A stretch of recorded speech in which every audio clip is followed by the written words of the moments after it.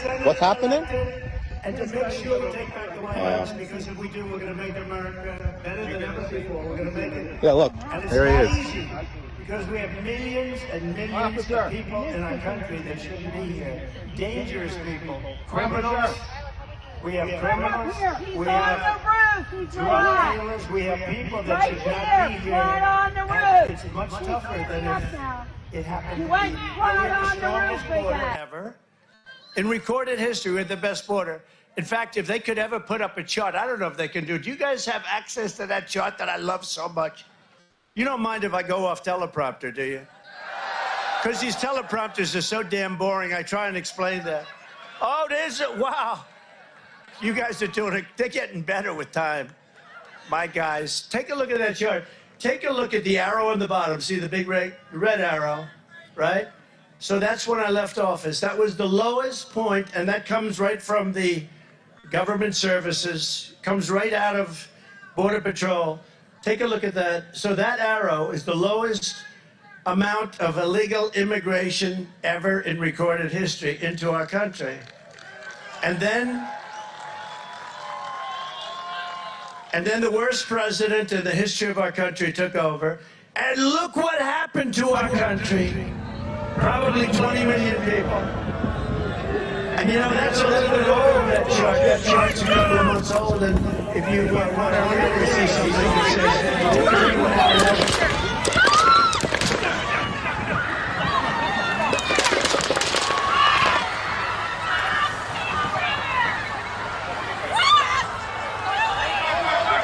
I hope he's turning this way. Be careful, guys.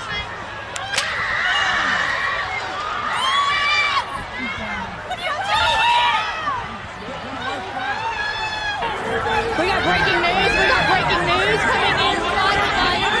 Seems to be shots fired at the Trump rally.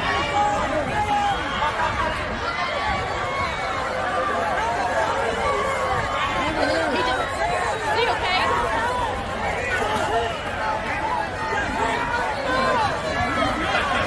We need to go live right now.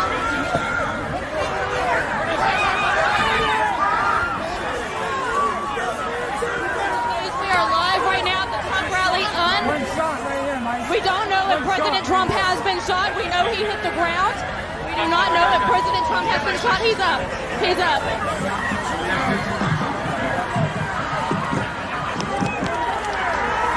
Shots are still continuing to be fired.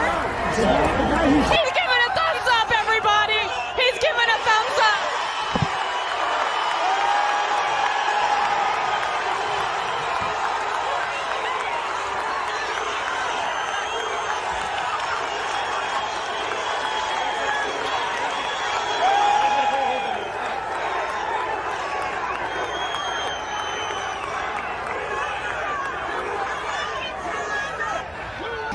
I wouldn't even be doing this. I'd be at some beautiful place with a gorgeous ocean. Look, they're all pointing. The Atlantic, maybe the Pacific. Yeah, someone's on top of the roof. Look. There he is right there. Right there, see him? He's laying down, you see him? Yeah, he's laying down. And still I'm here with you fighting like hell to get a senator. What's happening? And to make sure we take back the White House, because if we do, we're going to make America better than ever before. We're going to make it. Yeah, look, there he is. Easy, because we have millions and millions of people in our country that shouldn't be here. Dangerous people, criminals. We have criminals. We have drug dealers. We have people that should not be here. And it's much tougher than if it happened. We have the strongest border ever. In recorded history, we're the best border. In fact, if they could ever put up a chart, I don't know if they can do it. Do you guys have access to that chart that I love so much? You don't mind if I go off teleprompter, do you? Because these teleprompters are so damn boring, I try and explain that. Oh, there's it. Wow. You guys are doing it. They're getting better with time. My guys, take a look at that chart. Take a look at the arrow on the bottom. See the big red arrow, right? So that's when I left office. That was the lowest point, and that comes right from the government services, comes right out of Border Patrol.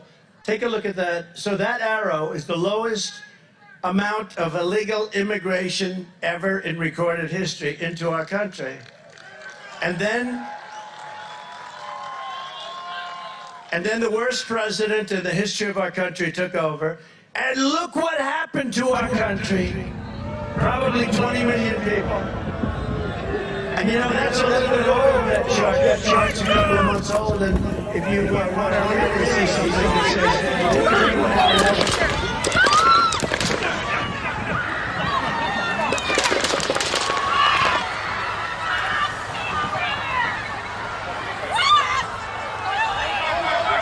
I hope he's turning this way. Be careful, guys.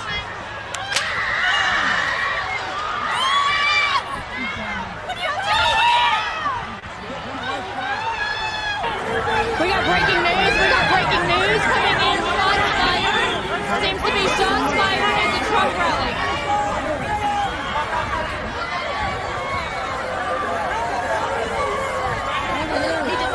Is he okay?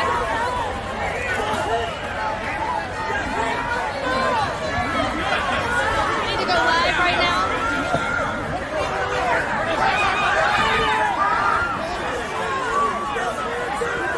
We are live right now at the Trump rally. One shot right here, Mike. We don't know if President Trump has been shot. We know he hit the ground. We do not know if President Trump has been shot. He's up. He's up.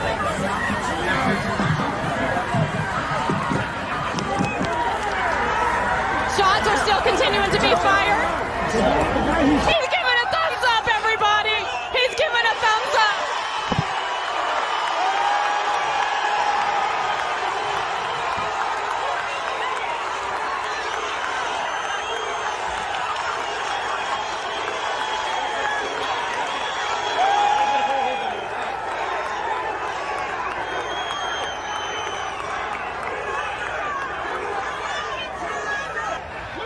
doing this job, I wouldn't even be doing this. I'd be at some beautiful place with a gorgeous ocean. Look, they're all pointing. The Atlantic, maybe the Pacific. Yeah, someone's on top of the roof. Look. There he is right there. Right there, see him? He's laying down. You see him? Yeah, he's laying down.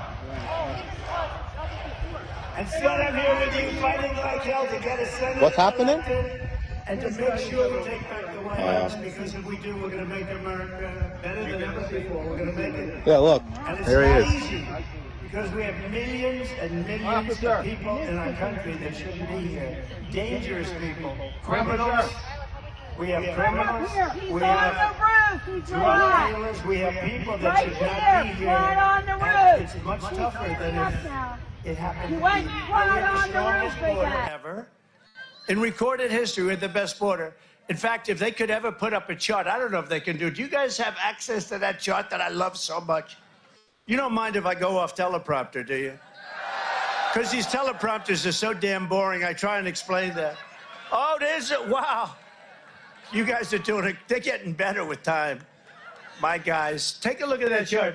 Take a look at the arrow on the bottom. See the big red arrow, right? So that's when I left office. That was the lowest point, and that comes right from the government services, comes right out of Border Patrol.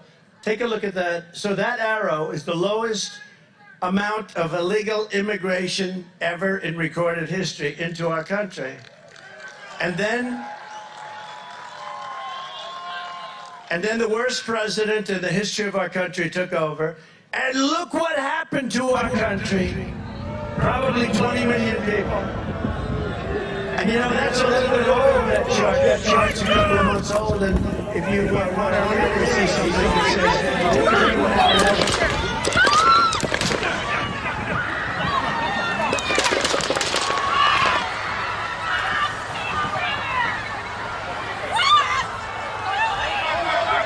I hope he's turning this way. Be careful, guys.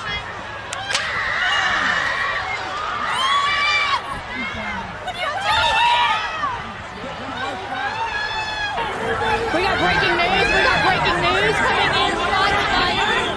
Seems to be shots fired at the Trump rally.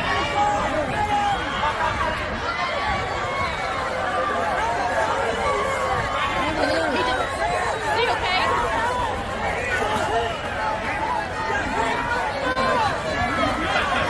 We need to go live right now.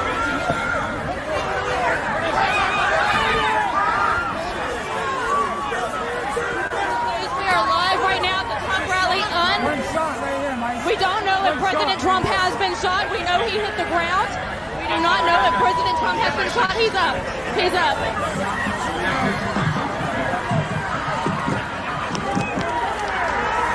Shots are still continuing to be fired. He's giving a thumbs up, everybody. He's giving a thumbs up.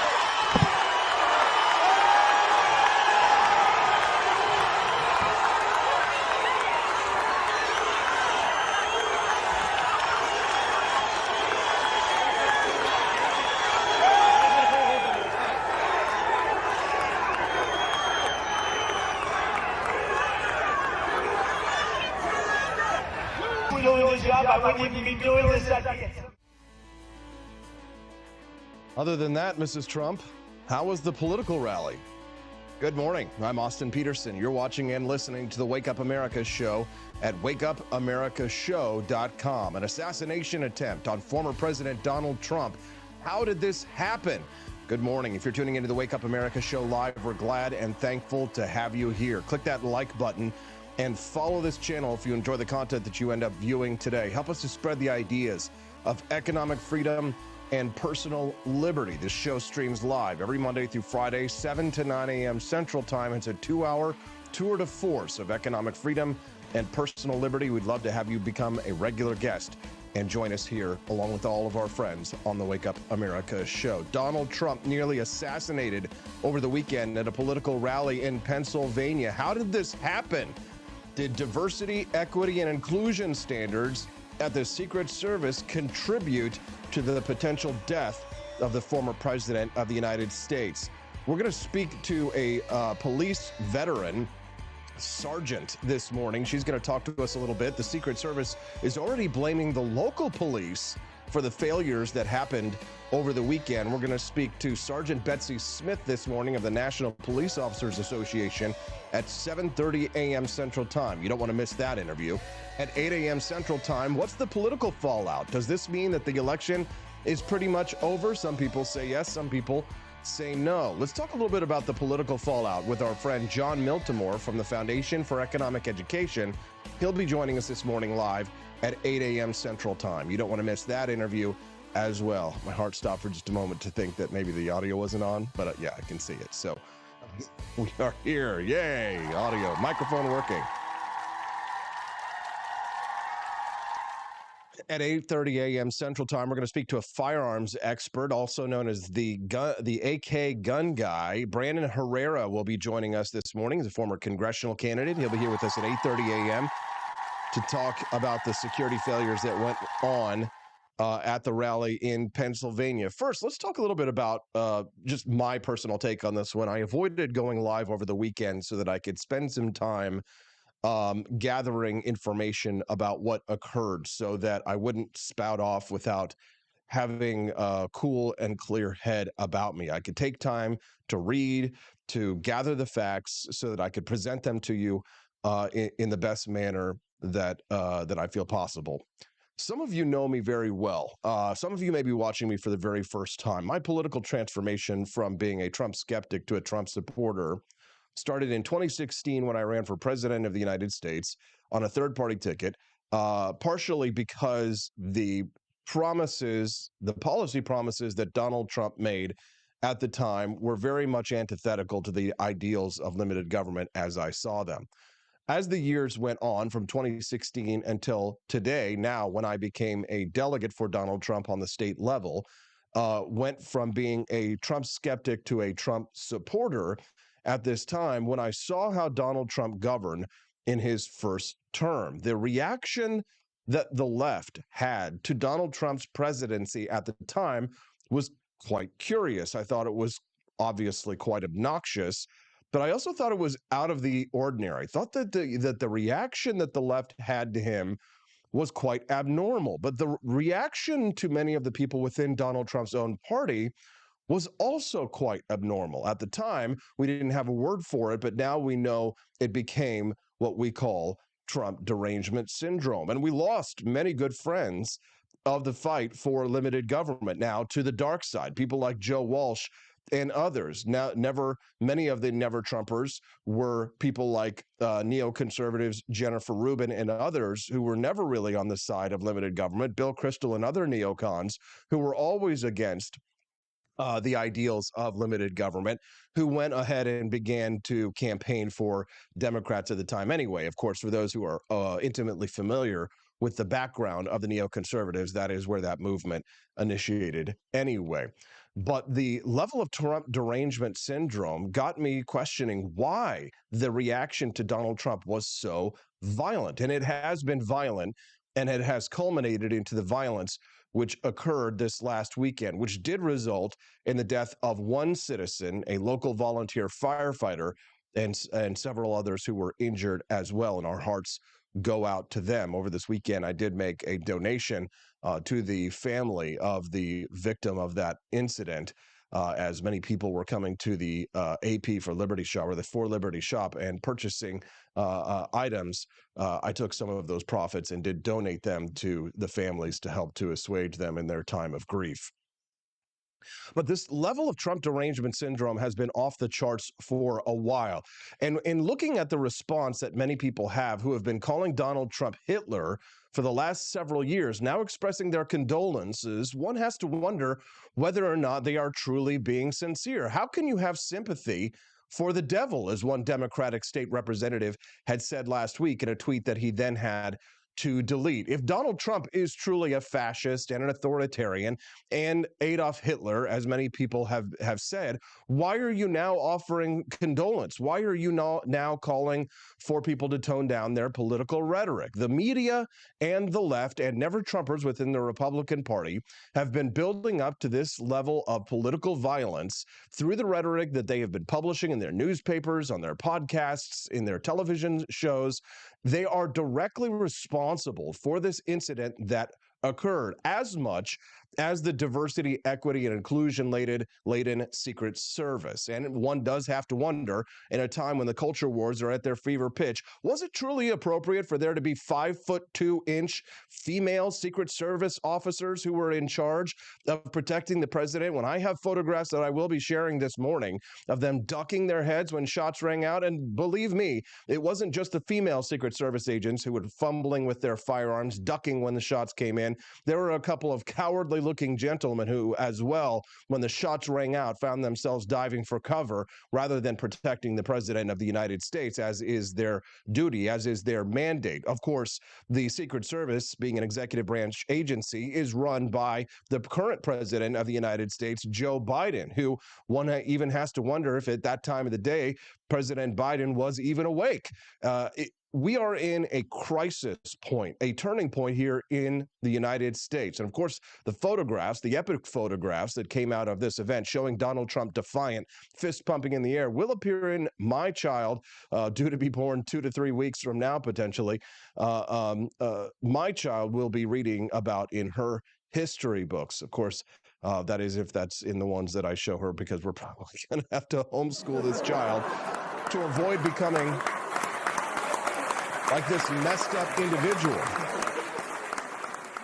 And of course, who is the shooter? What culminated in this event? What kind of madness, what kind of poison was being poured into the mind of this young person who, at just 20 years of age, decided to climb up onto a rooftop and attempt to assassinate the former president of the United States? Details are coming out slowly, but from what we can see, both of the parents were apparently mental health counselors, which leads me to a conclusion that I have been forming for quite some time, which is that the mental health profession in this country has become a plague on our society, perpetuating that which it was meant to cure. And I say this as the husband of a mental health professional. I cannot tell you how many times I have been working in my living room and hearing my wife listening to her mandatory government licensing training meetings that are every leftist, slime-ridden leftist trope that you can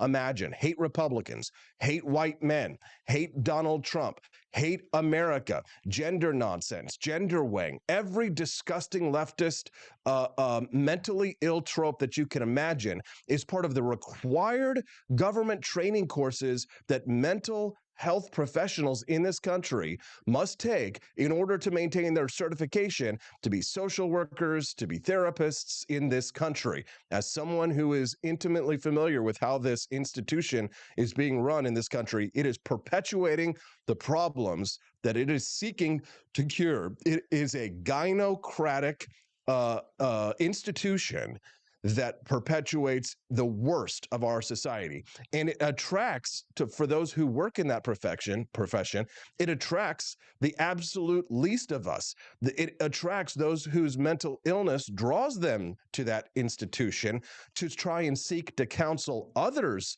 in that institution. But of course, those who go to try and seek to give therapy to others end up spreading their own mental illnesses as they seek to use their clients to assuage their own grief and their own pain. The mental health crisis in this country is at a fever pitch. If you think that this 20-year-old man is a lone nut and the only person like him out there, I can tell you that the mental health institutions of this country are breeding dozens and hundreds and perhaps even thousands more like this young man as they pour poison into the brains of young people, as they convince them to commit self-harm, as they take their own mental illnesses and project them into the population and, of course, into their politics. We will be discussing this and more on the Wake Up America show this morning, but you have my initial thoughts. I'm fired up and I'm ready to vote for Donald J. Trump for President of the United States. How about you? Send us your thoughts here on the Wake Up America show. I'd love to hear them. You can contact us at 573-319-1586. Again, the text lines are open. You can send us a text with what's going on in your mind at 573-319-1586. Couple of house cleaning things, just an FYI. I was getting some messages from our friend Stephen Wolf, and I think that you were confused, that you thought I was going to be in Milwaukee for the Republican convention this week. I was just a local, regional, and state delegate, but not a national delegate. I couldn't be in Milwaukee this week because my wife about to bust. She's Lord. She fixing to bust. We're in this weird stage of her pregnancy where I'm either going to be a dad 3 hours or 3 weeks, either 2 hours or 2 weeks from now, because we're in that phase of pregnancy. So I couldn't go to nationals. Otherwise, I would have tried, even though it probably would have impoverished me. So How dare you? that's what I get. So speaking of being impoverished, Can you bless me with something? Oh, gosh. Money-wise. Please. Can you suck it? What? if you'd like to see this week's bonus content instead of commercials as we lead our guests onto the stage, we do have to take little breaks to get guests on stage. If you want to see this week's bonus content, and I'm pretty sure you can probably guess the theme, then get those Rumble Rant donations in now. If you'd like to watch the Wake Up America show's bonus content, it's a 5-minute mini documentary series that we do based on a theme for the week. So get those Rumble Rant donations in early and often. And it looks like Courtney Conover, Blutreich, and Nelson65 have already begun. We've raised $11 towards the $60 goal. To watch today's bonus content, Blutreich says he needs to pick an assassination deterrent VP. Completely agree there, buddy. Nelson says, can you tell us if the rumors are true that the shooter was a registered Republican? That's what I'm hearing, but I don't really know that that necessarily means anything because, of course, he also made a donation to a progressive activist foundation on the day that Joe Biden was elected. It can sometimes be a mistake to try and assign political motives to people who are mentally ill, even if they tried to kill a former president, and even if they did make some political donations. Sometimes insane people do insane things for insane reasons. Courtney Conover says voter registration in a closed primary state is meaningless. Many register to vote against people in primaries. I was one of them. I voted differently in generals, but registered to F with the primary. Many people do that as well. Thank you, Courtney, for the donation. We appreciate that. Yes, if you're forced to join a political party in order to vote in their primaries, then it doesn't make a whole lot of sense to just say, well, if they have a political affiliation, that means that they must, that must be informing their politics. They may just be doing like what Courtney Conover had to say. Again, if you'd like to see today's bonus content, you'll find out the theme once you unlock today's mini documentary. So do get those Rumble Rant donations in, or purchases at forlibertyshop.com also count towards the donation total. And if we receive at least $60 in purchases from the shop, then I think then that'll unlock the bonus content. So how did we get here? People who are wondering or asking themselves must not have been paying attention in the past 4 years. Take a listen to this. I just don't even know why there aren't uprisings all over the country, and maybe there will be.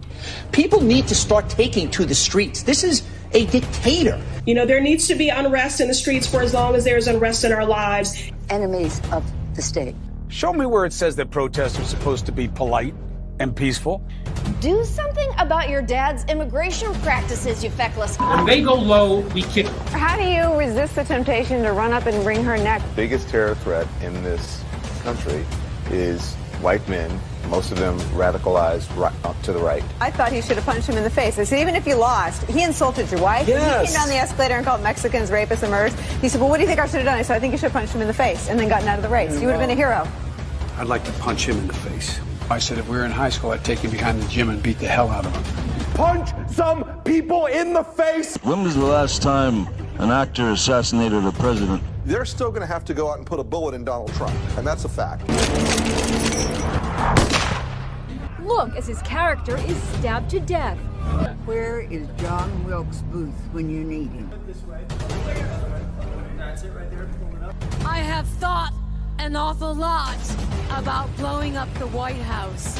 A Missouri state senator is under investigation by the Secret Service after saying she hopes President Trump is assassinated. I will go and take Trump out tonight. And if you see anybody from that cabinet in a restaurant, in a department store, at a gasoline station, you get out and you create a crowd. And you push back on them. And you tell them they're not welcome anymore, anywhere. And sadly, the domestic enemies to our voting system and our honoring our Constitution are right at 1600 Pennsylvania Avenue. They're not going to stop before Election Day in November, and they're not going to stop after Election Day. And that should be, everyone should take note of that on both levels, that this isn't, they're not going to let up, and they should not. If you think we're rallying now, you ain't seen nothing yet.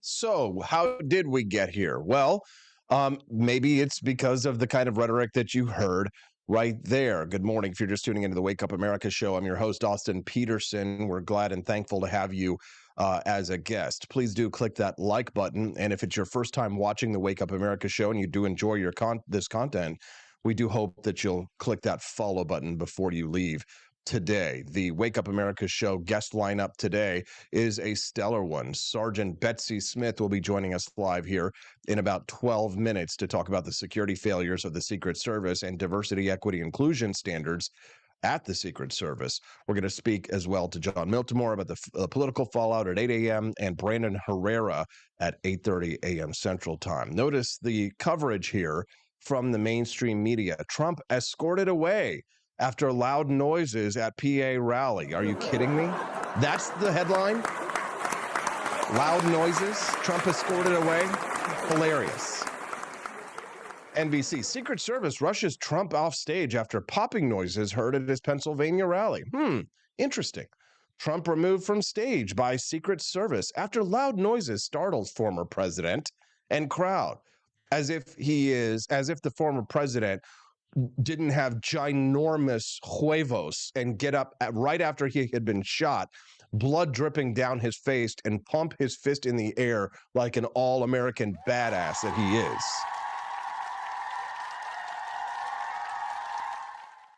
Donald Trump escorted off stage, says ABC News, by Secret Service during rally after loud noises ring out in the crowd. Really? Hilarious. That's the mainstream media for you here. What was Alexandria Ocasio-Cortez saying in the build-up to this event? Of course, our main priority is to ensure the removal of Donald Trump as president of the United States. Every minute and every hour that he is in office represents a clear and present danger, not just to the United States Congress, but frankly to the country. But in addition to removal, we're also talking about complete barring of the president, or rather of Donald Trump, from running for office ever again. And in addition to that, the potential ability to prevent pardoning himself from those charges that he was impeached for. Well, you know, I think there's a couple of things. One is we have to understand that what happened on Wednesday was insurrection against the United States. That is what Donald J. Note here, July 13th, there is no place for political violence, says Alexandria Ocasio-Cortez, including the horrific incident we just witnessed in Pennsylvania. It is absolutely unacceptable and must be denounced in the strongest terms. My heart goes out to all the victims, and I wish the former president a speedy recovery. Bullshit. Bullshit. Here's our buddy Phil Labonte says, you wanted to take away Secret Service protections from Trump. You're complicit in the events of today. You should resign. Well, as we saw how well the Secret Service protected him, Phil, she might have been doing him a favor, if you know what I'm saying here. There's no place for political violence, not even against Hitler? Alexandria Ocasio-Cortez, I thought that he was Hitler. If he's Hitler, then what do you mean you can't be violent against Hitler? Right? This is how the left has talked themselves into a corner. The Trump derangement syndrome has put them into a situation where the Democrats, they have no escape. Right? If they say what Alexandria Ocasio-Cortez is saying right now, then you could accuse them of saying of essentially being tolerant of fascists. How can you be tolerant of fascists? You've been telling us to punch them in the face. You've been telling us to commit acts of violence against them. And what, now we're supposed to say, oh, this is a horrific incident and you wish the former president a speedy recovery? Well, here's the thing. She's in office, so she's going to say things like this. But I'm sure that if you spent any time on social media this weekend, you saw it. People that I know, people who are out there online saying that they're glad it happened. They can't believe that he missed. The most disgusting things that you could ever imagine people are saying about former President Trump. Saying that they can't believe he missed. They wish that he hadn't, that the shooter hadn't missed. The most disgusting display. Your fellow Americans have showed you who they are this weekend. They have showed you who they are and the character that is within them. This video made me laugh. Let's have a little bit of levity in this one. Take a listen to this. This young lady did a TikTok about just that topic. Trump got shot at. Trump got shot at. So, like, did he? Oh, yeah, he lived. Huh. Yeah, and what's worse is he looked really cool when it happened. What do you mean he looked cool when it happened? He unfortunately looked very cool when it happened. How do you look cool getting shot at? Well, like, what did he do? Pop right back up with blood streaming down his face, pumping a fist in the air, shouting USA, USA, USA until a crowd of thousands joined in? That's exactly what he did. Oh. Yeah. Yeah, that's really cool. I know. Crap. We're gonna lose the election, huh? Big time. Jeez.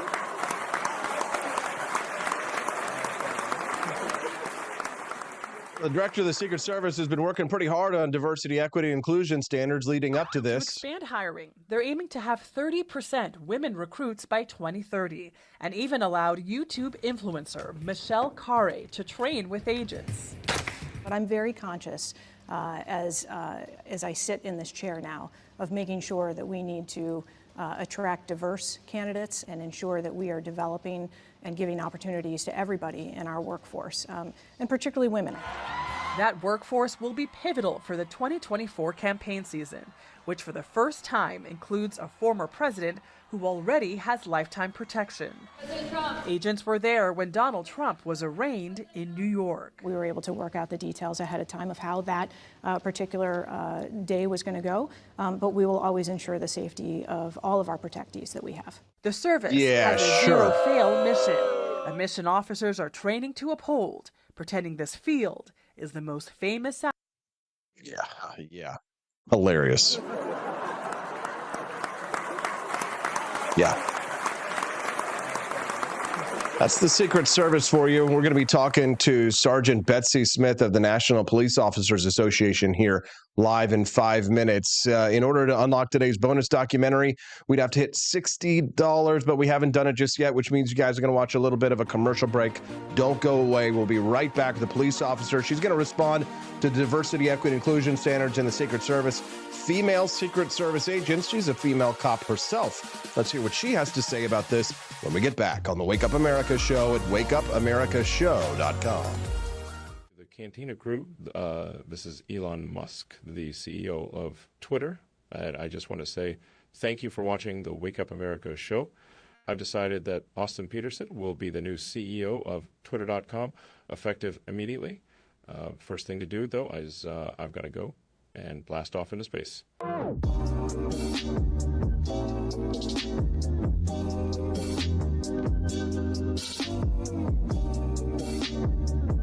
If there wasn't going to be somebody who was a fiery champion of liberty, somebody who would get out there and who would be aggressive, and if they wouldn't do it with more fire or passion than I had, then I would go and I would fight this battle for us. I've fought for the principles that we all share. Parties tend to be secondary to me. We're here because we believe in the principles of liberty. I am not a perfect messenger, but I think I'm a damn good one. This is a replica of our first president's flintlock pistol. You have my full support, my respect, and my gun.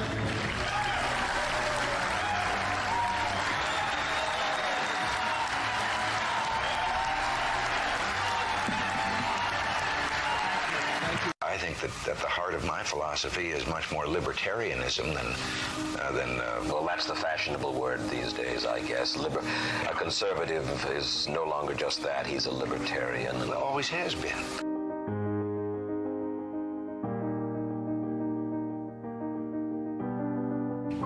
Yet any time you and I question the schemes of the do-gooders, we're denounced as being against their humanitarian goals. They say we're always against things, we're never for anything.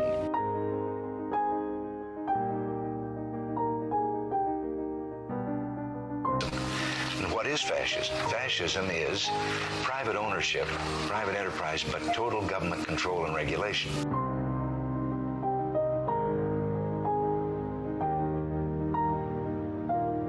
Well, the trouble with our liberal friends is not that they're ignorant.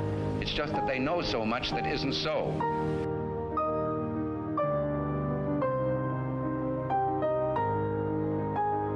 If we lose freedom here, there's no place to escape to. This is the last stand on earth.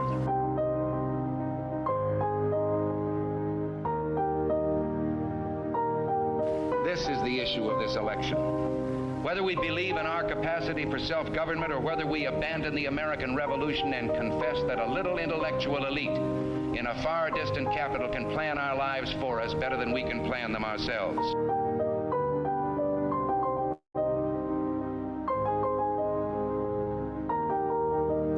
Conservative, so-called, is the one that says less government, get off my back, get out of my pocket, and let me have more control of my own destiny.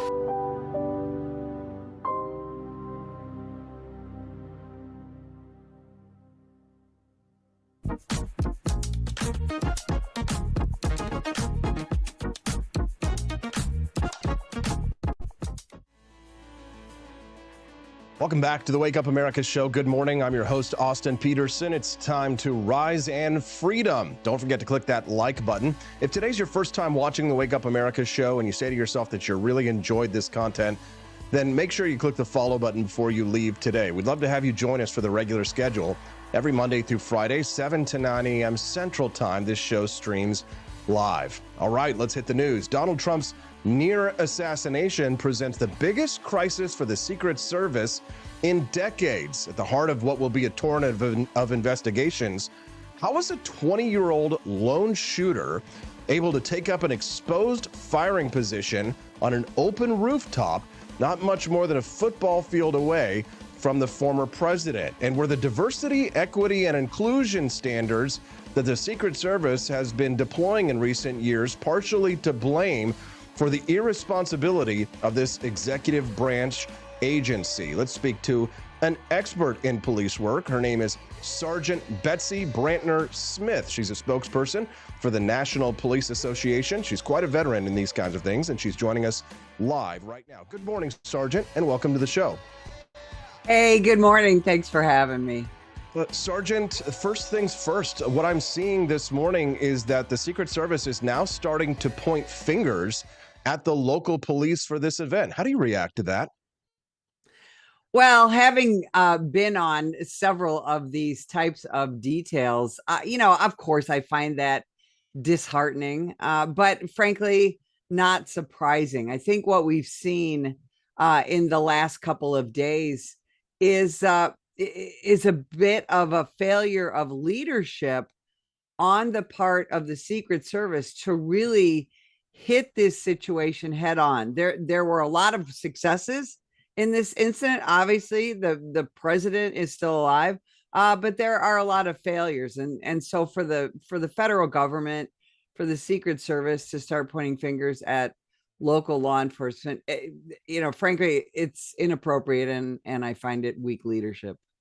Sergeant, talk to us a little bit about how security for something like this would normally get set up. How does a shooter get on a rooftop 150 yards away to be able to make this kind of a shot? For this kind of detail, the Secret Service is in charge. The buck stops with them.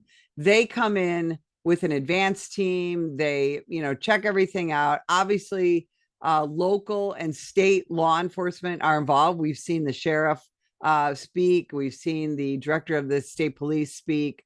All those organizations and more are involved. And the Secret Service tends to take more of an upfront role inside, closest to the protectee, obviously. And then we saw the counter snipers were told, one was local, one which is not untypical. One was Secret Service. Again, there's so much information out there that is unconfirmed. And again, I go back to leadership. The Secret Service should be standing before cameras.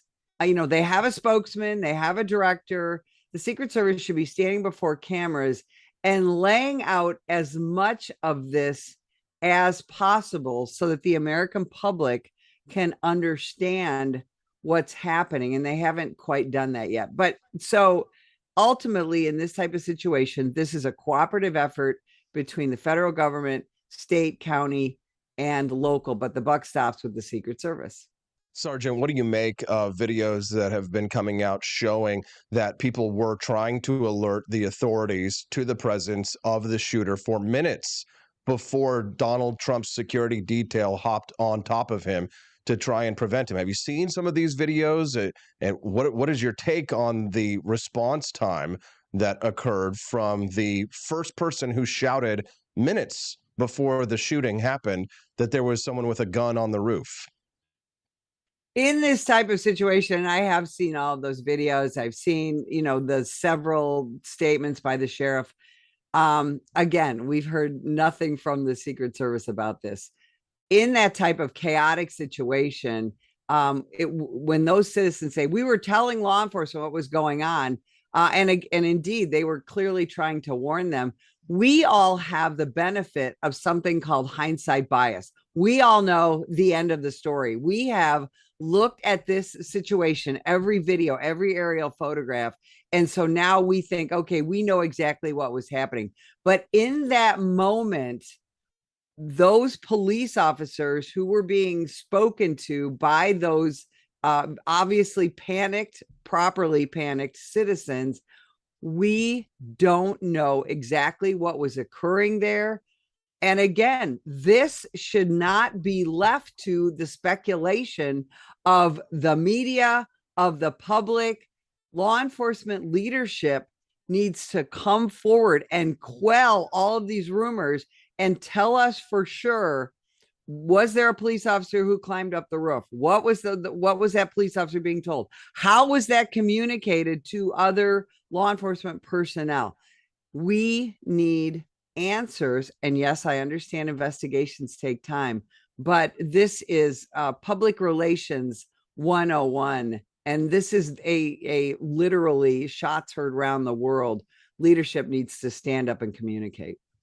You're just tuning into the Wake Up America show. I'm speaking to Sergeant Betsy Smith. She is a spokesperson for the National Police Association, and she's talking to us a little bit about the security situation at the Trump rally where he was almost assassinated over the weekend. This next topic is a delicate topic, but Sergeant, you don't strike me as a delicate woman, so I hope that you won't mind if I press you on a subject that is, well, shall we say, something related to your sex. We're talking it's about okay. Yeah. Well, we're having a conversation on the right, specifically amongst the conservative movement and Republicans, about the question of diversity, equity, and inclusion standards that would grant people of your gender a bit of a leg up, shall we say, in taking positions in sensitive areas that involve the security of high-level officials, people like President Trump. Now, I can only go based on the information that's available to me publicly. You're a person who's been inside. You are a woman who has worked as a police officer. And just personally, as someone who is looking at this from the outside, I am very deeply concerned when I see women of a very small stature who are placed in a role of protecting someone for whom they do not look as if they could deadlift their weight. Are you concerned as well that diversity, equity, and inclusion standards are taking people who are unqualified and putting them into these kinds of sensitive positions? First of all, your deadlift doesn't have anything to do with your ability to be law enforcement. But let me say this. I became a police officer in 1980. I still travel internationally and train. I train police officers, and I specifically train women police officers as well. I detest diversity, equity, and inclusion. I detest people being hired and promoted specifically because of their gender or their race or their sexual orientation. And I have heard Kim Cheadle, the director of the Secret Service, I have heard, those interviews, I'm sure we all have now, where she said she was going to specifically be bringing DEI to the Secret Service. That is a terrible idea. What we need to do is bring people to law enforcement who are qualified to do the job. Now, when we talk about qualifications, and I know everybody's talking about, I hear it called the ponytail brigade and this and that, those female agents where we saw about 35 seconds of them, one specifically who looked very panicked. I want everybody to go back to the stage and look at, if you want to talk about females, look at the female agent on stage with President Trump, the one with the bun in her hair. And I want you to look at her brave actions along with the men that she was working with. And in fact, what I love about her the most is that she saved his hat. And but she has been with him for many years. And but again, then we go back toward the vehicle and you see mistakes made. Is it because they're women, or is it because they haven't been properly trained? We should not hire people in law enforcement positions, or frankly, any position, because of their sex, because of their color, because of any of that. And Kim Cheadle should not be focusing on DEI, but she works for an administration who seems to put that at the top of the heap in almost every position they fill, from the cabinet on down. Are there biological differences between men and women that would make men more fitted for this type of a security role than women, generally speaking?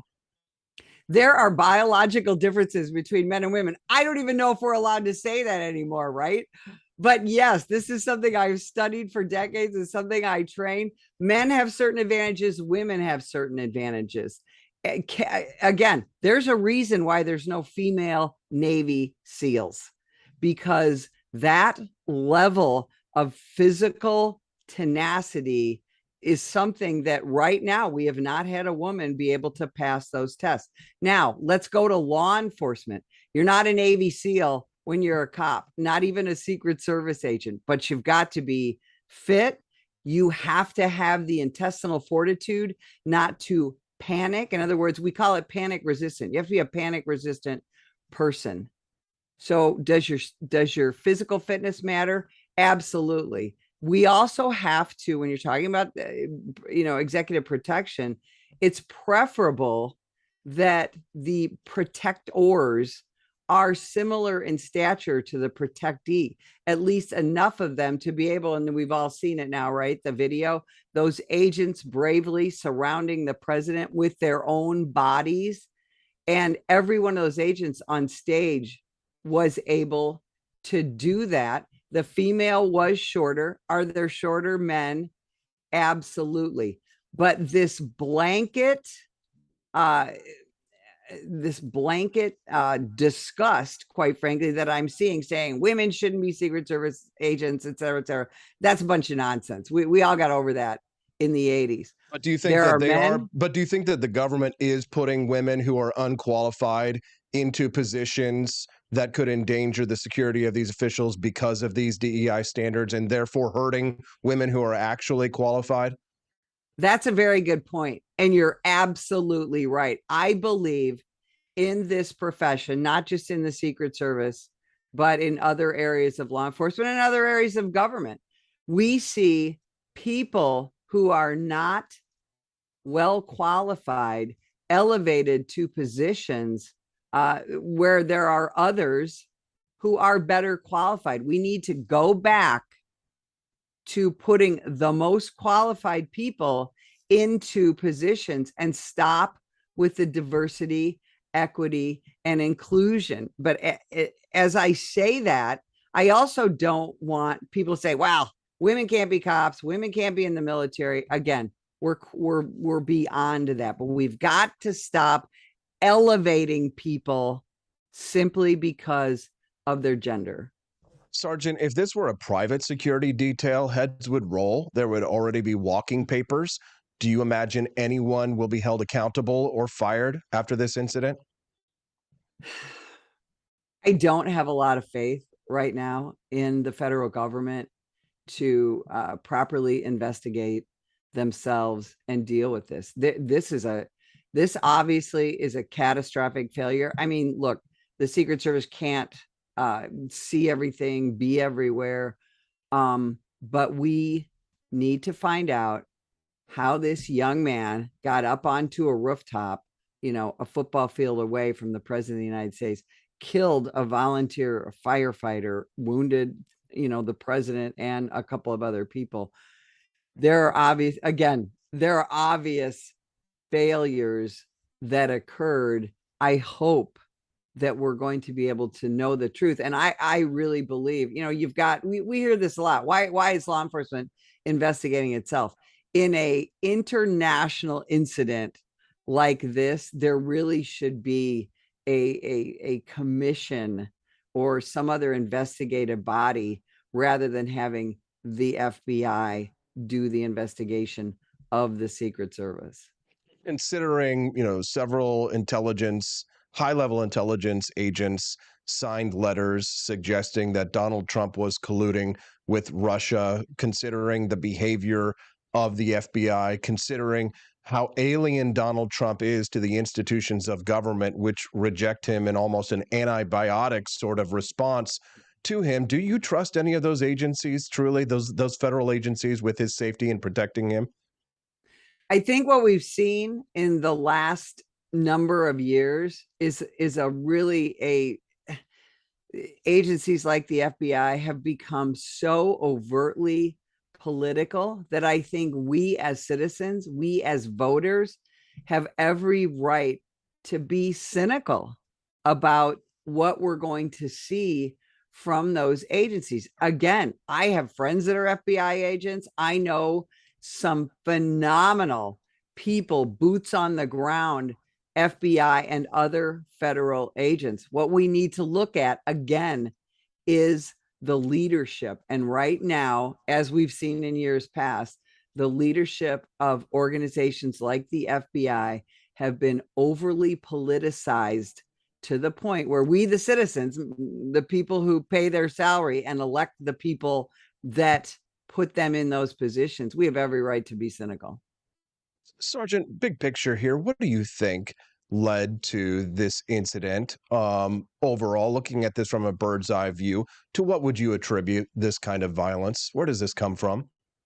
You can't spend years saying that someone is a fascist and a Nazi and needs to be eliminated, and we got to put a bullseye on him and all that. You cannot continue to tell the American public that we will have no more freedoms, no more democracy if this man is not taken out, and then be surprised when some unhinged faction of our citizenry, whether it was one young man or whether he had help, decides that he needs to take action.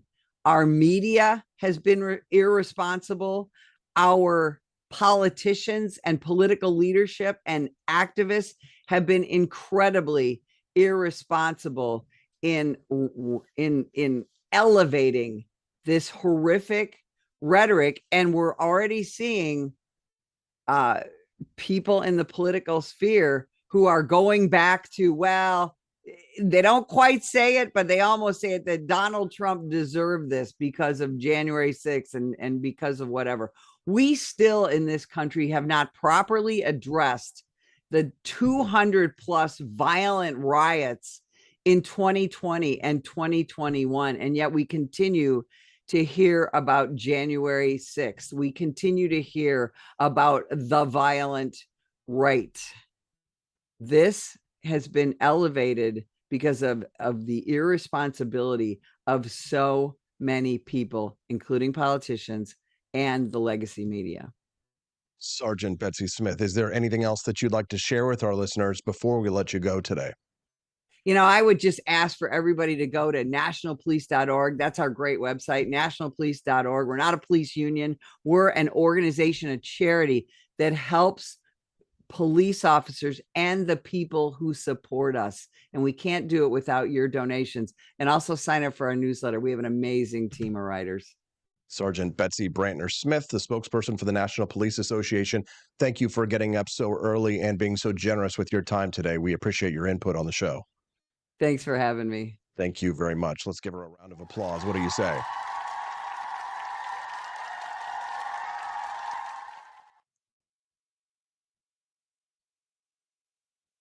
No matter who the shooter, what the shooter's motives were, no matter who the shooter is, you are going to hear conspiracy theories going forward.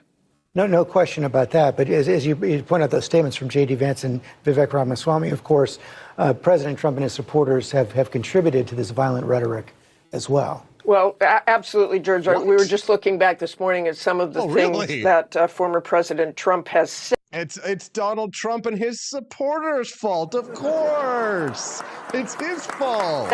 He warned last March of potential death and destruction if he were charged by the Manhattan District Attorney. Our country is being destroyed as they tell us to be peaceful. Trump in January warned of bedlam in the country if the criminal charges against him succeeded. And of course, in March, he said, see, the problem isn't the assassination. It's the problem is the Republicans' response to the attempted assassination. It's their fault that we tried to kill him. Now, if I don't get elected, it's going to be a bloodbath for the whole. That's going to be the least of it. It's going to be a bloodbath for the country. That will be the least of it. He said he was partly joking and that was taken out of context. But those are indeed his words. And you. Yeah.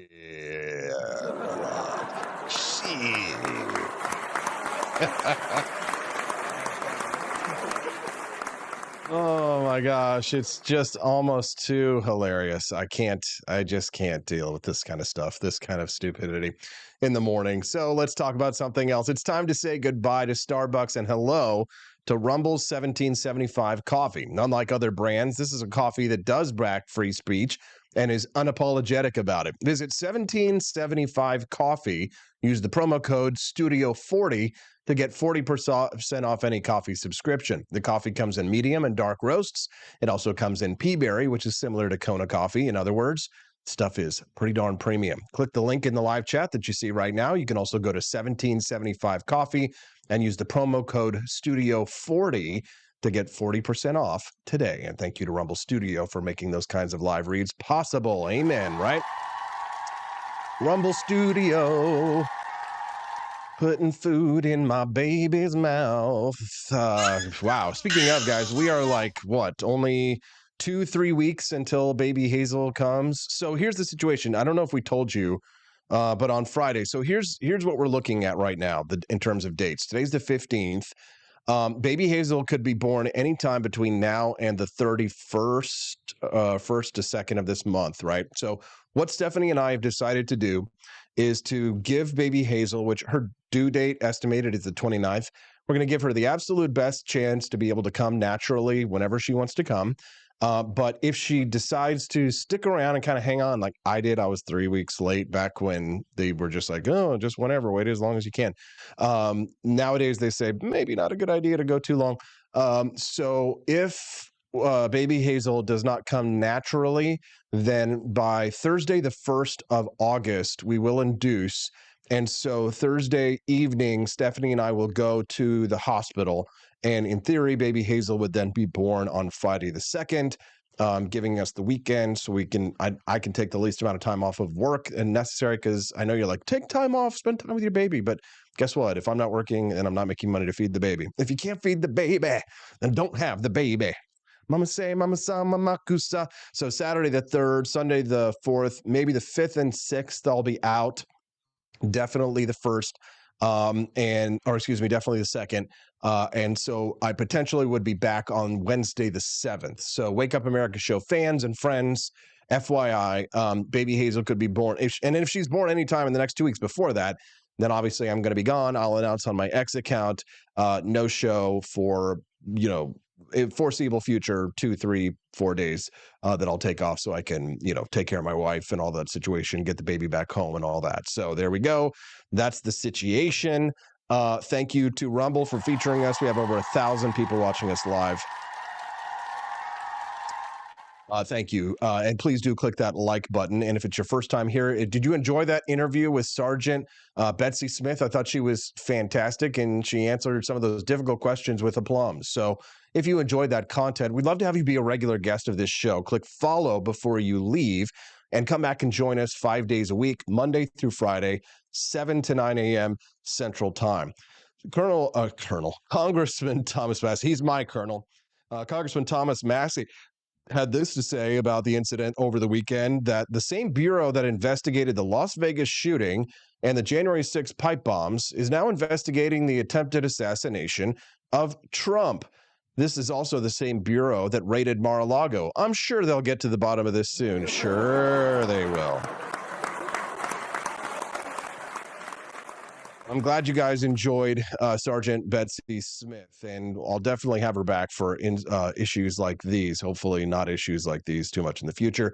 Thank you to Matt Unruh for your $5 donation. We appreciate that. He says he's got to go back to work as well.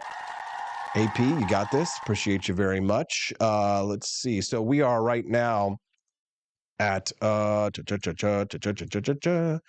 donations. We are at $5, $10, $15, $21 raised towards the $60 goal. Come on, guys, we can do it. During this quick little lull before 8 a.m., we're going to speak to Jon Miltimore in about 6 minutes. But this is a great opportunity to show. I mean, I can't tell you how crazy the merch shop was this weekend, but it was pretty damn crazy. At forlibertyshop.com, we have the epic Donald Trump album Blackout cover tee. Check it out. You can get this one at AP4Liberty Shop. libertyshop.com, the album cover, forlibertyshop.com. I got to get used to that. We've got a whole collection of awesome merch over at forlibertyshop.com. And any of the purchases that you make today will go to unlock the bonus content. We've got awesome Trump Lives hoodies. We have got koozies. We have got tank tops because it is summer and it's hot. You also sweaters if you're ready to get geared up for the fall. Mugs, all kinds of sweet swag. Get it at forlibertyshop.com. And this one I thought was hilarious. I got this idea from Chrissy Mayer. It's an embroidered MAGA cap with bullet holes in it. You can get that one exclusively at forlibertyshop.com. That's the number 4, libertyshop.com. Before you freak out about the sticker shock on the price on the hat, just FYI, guys, it's embroidered, so it's super high quality. And also, it is delivered in a nice box. And so everything is really taken care of. It's super premium, and the shipping is included. So I think it's a good deal. You can only get that at forlibertyshop.com. That's the number 4, libertyshop.com. And before anybody says, how dare you profit off of a tragedy, I've already made a donation to the people who were harmed in the incident and their families. So I was able to take this money and use it for some good, FYI. So listen, the situation is this. Before you can help other people, you have to help yourself. Before you can save someone else's life, you have to put a mask on yourself, right? Before you charge into the fire. So without the sales from those merchandise, I wouldn't be able to give back to the families. So there you go. Check it out. forlibertyshop.com. Look, it's Liz saying Kevlar. Yeah, probably need to get some like Kevlar, some flak jackets and like helmets and things like that. We need like a MAGA hat that's also a helmet. Brilliant idea there, Liz. Thank you. Good morning, Tolly. Welcome to the show. Nice to see you. So the political fallout from this, is Donald Trump guaranteed to win the election? Let's talk to Jon Miltimore from the Foundation for Economic Education about that. We haven't unlocked the bonus content just yet, so we will have a couple of minutes of commercials. I'll try and make them as quick as possible so that we can get right back here to hang out with you. Do some shopping during the break at forlibertyshop.com. We'll be right back with Jon Miltimore on the Wake Up America show, forlibertyshop.com. Expanse of time, a year might seem like a mere moment, but oh, what a year it's been. In September 2022, Austin and Stephanie Peterson embarked on a journey to wake up America. They began humbly, with just 20 souls tuning in, learning, listening, and though challenges arose, like the looming shadow of YouTube demonetization, their spirit never waned. And now, thanks to you, thousands rise with the sun to join them, to listen, to engage, to be a part of a community. So here's to you, and to wake up America, for memories shared, for friends made, for the journey ahead, and for never, ever forgetting to rise and freedom. Happy anniversary. I'm Donald Trump, and I approve this message. Believe me, Austin Peterson is the best. He's got the greatest Wake Up America show I've ever seen. Whenever I tune in the mornings and watch the live stream, let me tell you, he has got the absolute best content. I love his guests. It's just a total blast to watch, and I highly endorse and recommend the Wake Up America show. It's terrific, believe me. Is the outdoor of your home about as exciting as a library? Then spice it up and unbore your space with our custom metal signs. Crafted with love and a bit of libertarian magic, you can customize your own metal sign at ap4libertyshop.com. So head to ap4libertyshop.com, customize your own metal sign today.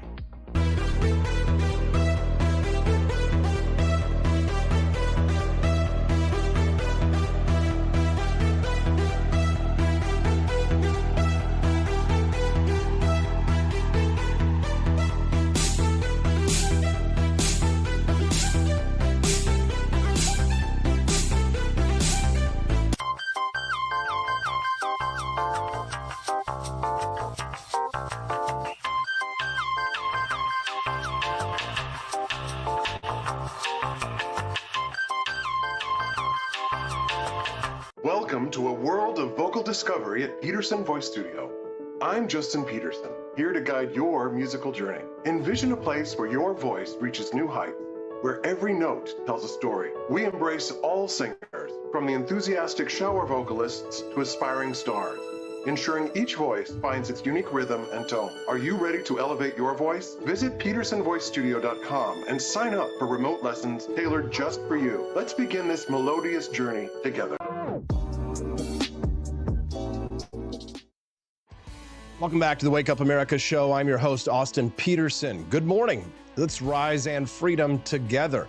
The Wake Up America show streams live Mondays through Fridays, 7 to 9 a.m. Central Time. Click the like button. And if you enjoyed today's content, we hope that you'll follow the channel before you leave so that you can come back and join us again 5 days a week, a tour de force of economic freedom and personal liberty. Before we move on real quick, the Wake Up America show would not be what it is today if it wasn't for the sizable investment of Preserve Gold. Because of them, I've been able to grow the Wake Up America show. I've been able to hire an employee. I've been able to take care of my pregnant wife. And when she has to go take a month off of work, I'll be able to be a working husband and provide for my family. We love gold and silver as a part of our family's financial survival plan. We always say to ourselves, no matter what happens, that our economic cornerstone is solid. With an investment in gold and silver, we know that our future is secure. And one day I hope to take that bag of gold and silver and hand it off to my daughter and maybe another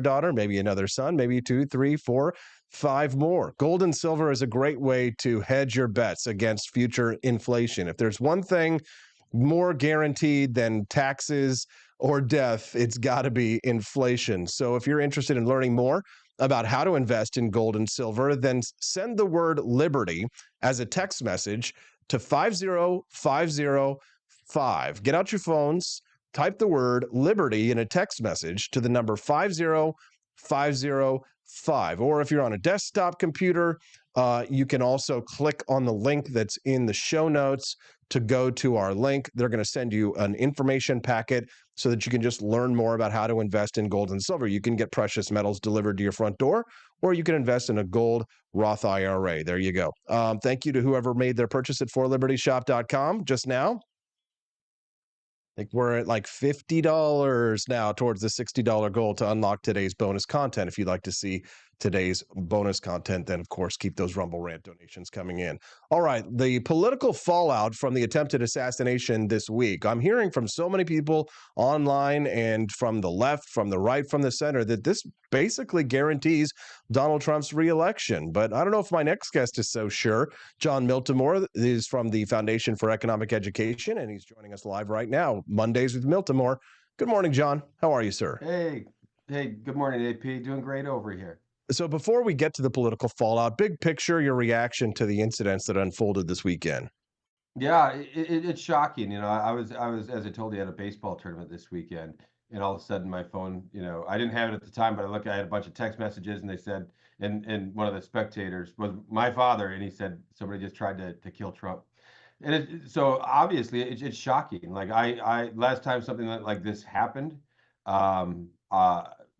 you got to go back to 1981. I was about 2 years old. I have no memory of this, and it's wild.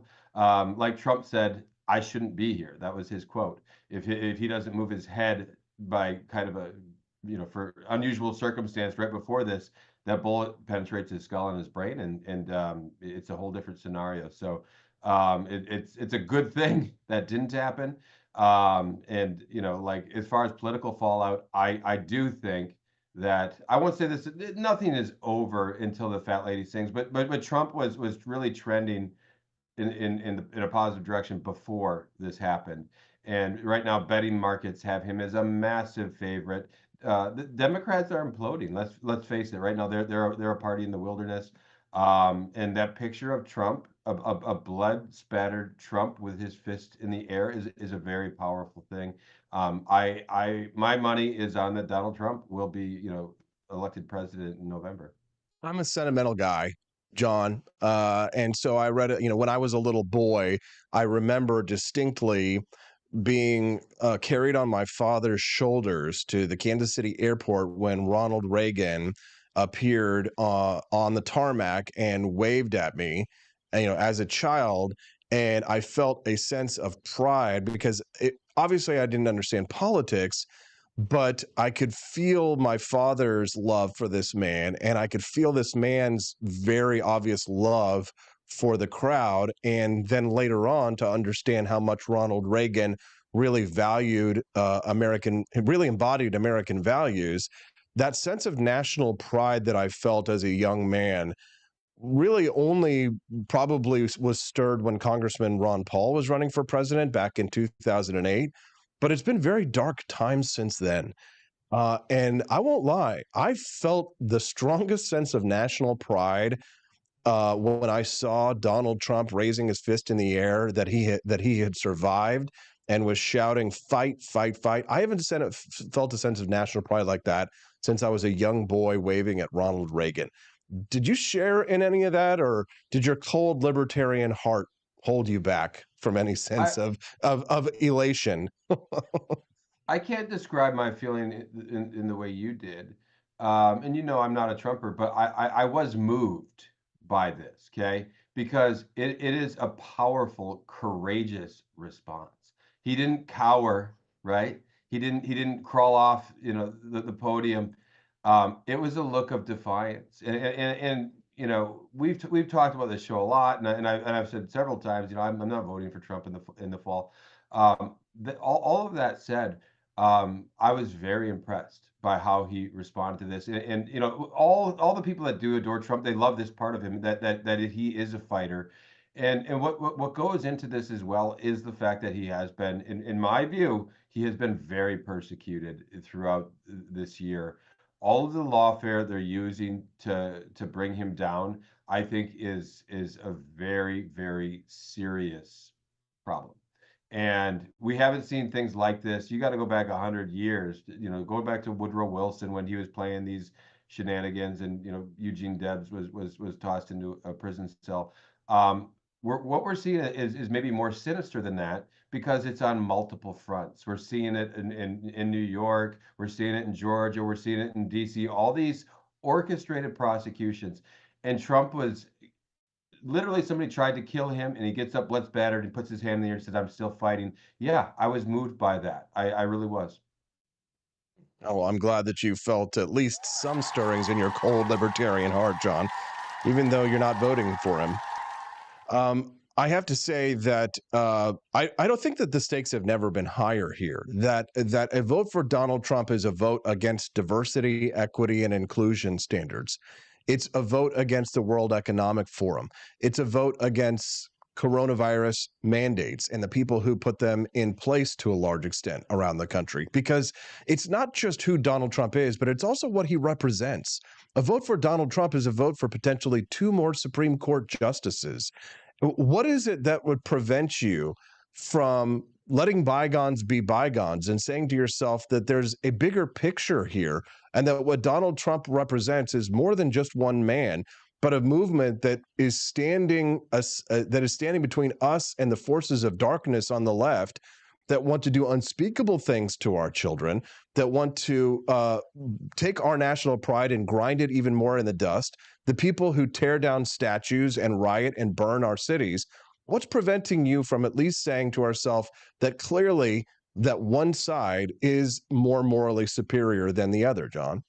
Well, a couple of things. So first, I don't see things in quite that binary way as you do, that, the left is evil, right is good. And even what you referenced there, like the people, it's a fight against lockdowns. Trump was president in March 2020. We need to remember that. And Trump did, to say he was like some big opponent of lockdown and all these things. I can't say that. I'm not saying that he was an opponent of the lockdowns. I'm saying that his movement is, right. I said specifically that that a vote for Trump is more than just a vote for this person. It's a vote for the movement of the people who largely resisted lockdowns, because his base wasn't with him on a lot of that stuff. No, I think you're right that his base was not, but Trump's. It depends what you refer to as his base, though, and there are elements of MAGA that really trouble me, and I see it on Twitter. Like I see people, some of the acolytes of Trump on Twitter, where they just attack any political opponent they see, and I don't want to name names and get into fights, but I don't like it. I do think that starts with Trump when he just demeans people and attacks people, and sometimes people are just saying something that's true, and I think Trump does represent that element. Now, I'm not going to lie. I do not want, I want to be clear here. I do not want Joe Biden to be president. I will be much happier to see Donald Trump become president than Joe Biden. I think Biden has been the most authoritarian president probably since Woodrow Wilson. When you look at the way that Biden has used the federal apparatus to suppress speech, to target his political opponent, and that doesn't even go into all his economic policies. I think Biden is a much greater threat. But in good consciousness, I'm just done, saying, okay, I'm going to vote for the lesser evil here. For me, I'll vote third party. I'll do a write-in. I'll vote for RFK Jr. I'll vote for someone else. Partly, even I'm not going to lie. Let me make one point. I've said it publicly too many times now to go back and say, well, at this stage. And here's the thing, my vote is not going to make a difference in this election, and I'm aware of that. And part of it, I want people to understand your vote, casting your vote for which guy you support, it's not going to make a difference. And don't put. Well, then why do it at all? If it won't make a difference, do you plan on voting? I do. Just because. Then what's the point? Why? Why would you waste your time? That's a good question. No, I think there is a certain civic duty to say like okay, the civic duty to go waste your time. What do you mean, John? You're speaking out of both sides of your mouth here. If you don't participate, you really don't have much of a right to criticize. So I do. That's why I'm going to do it. I'll feel like a hypocrite if I don't show up to an election and then just sit there and complain about how things are. That is why I participate. So what are you voting for, Robert F. Kennedy Jr. then, or? I may. I'm not real sure yet. It's like it's one of those, the voting booth you get in there. Like I said, maybe I'll write someone in. But I don't believe that my vote is going to make a difference one way or the other, which makes it a little bit easier. And like I said, but I've said it for a long time. I've seen enough things over the last, say, 5 years that I just can't do it in good conscience. That doesn't mean that I'm. I'll confess. Part of me, yes, I'm excited by the prospect that we might not have to put up with Joe Biden for 4 more years. Very much so, because I think it would put both me and our country in a much darker place. I think you're missing out on one of the biggest political opportunities right now to be a part of something that takes aim at a common enemy that we have with MAGA Republicans. Many libertarians are not supporting the Libertarian Party presidential candidate this year. Many of them have said, even after the attempted political assassination of Donald Trump, that this is a sign of a man whose enemies are our enemies. And I know you're going to say, oh, the enemy of my enemy is not always my friend.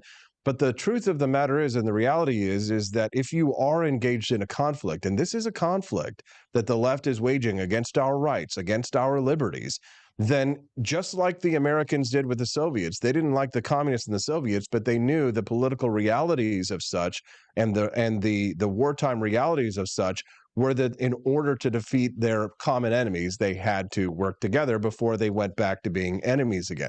This seems to be like the political reality that I see that so many of my libertarian friends, especially those who have not engaged directly in electoral politics, don't seem to quite understand what we're up against, John. It feels... can you kind of see where I'm coming from, that I'm kind of looking at you right here saying, I'm going to vote. It won't matter. Maybe I'll vote for somebody who completely doesn't share my values at all in any way, shape, or whatsoever, and whose base is also populated by the worst of leftist greenies. So I'm going to go vote for somebody who doesn't share my values at all in any way, shape, or form, even though it's going to do nothing, while we have this other group of people who I say is a lesser of evil. So you're going to vote, you won't vote for the lesser of 2 evils, but you will vote for the lesser of 3? I'm voting for something that I don't think is a lesser evil. Can you kind of see why I would look at this with a jaundiced eye? But of course, and I've been talking with family members all weekend about this and for months, and many of them share your view of things. I will say, you use the example of the United States and the Soviet Union. I think that's when we lost the soul of America. I think that's when we said, okay, we got to do whatever we can. We got to do whatever we can to take out the Soviet Empire.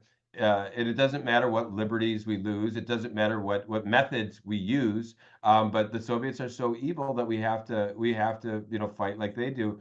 And I think that mentality in the federal apparatus we created, that's still with us, and it was very destructive to small r republicanism in America. I'm not talking about the Republican Party. I'm talking about a view that of smaller government, limited government.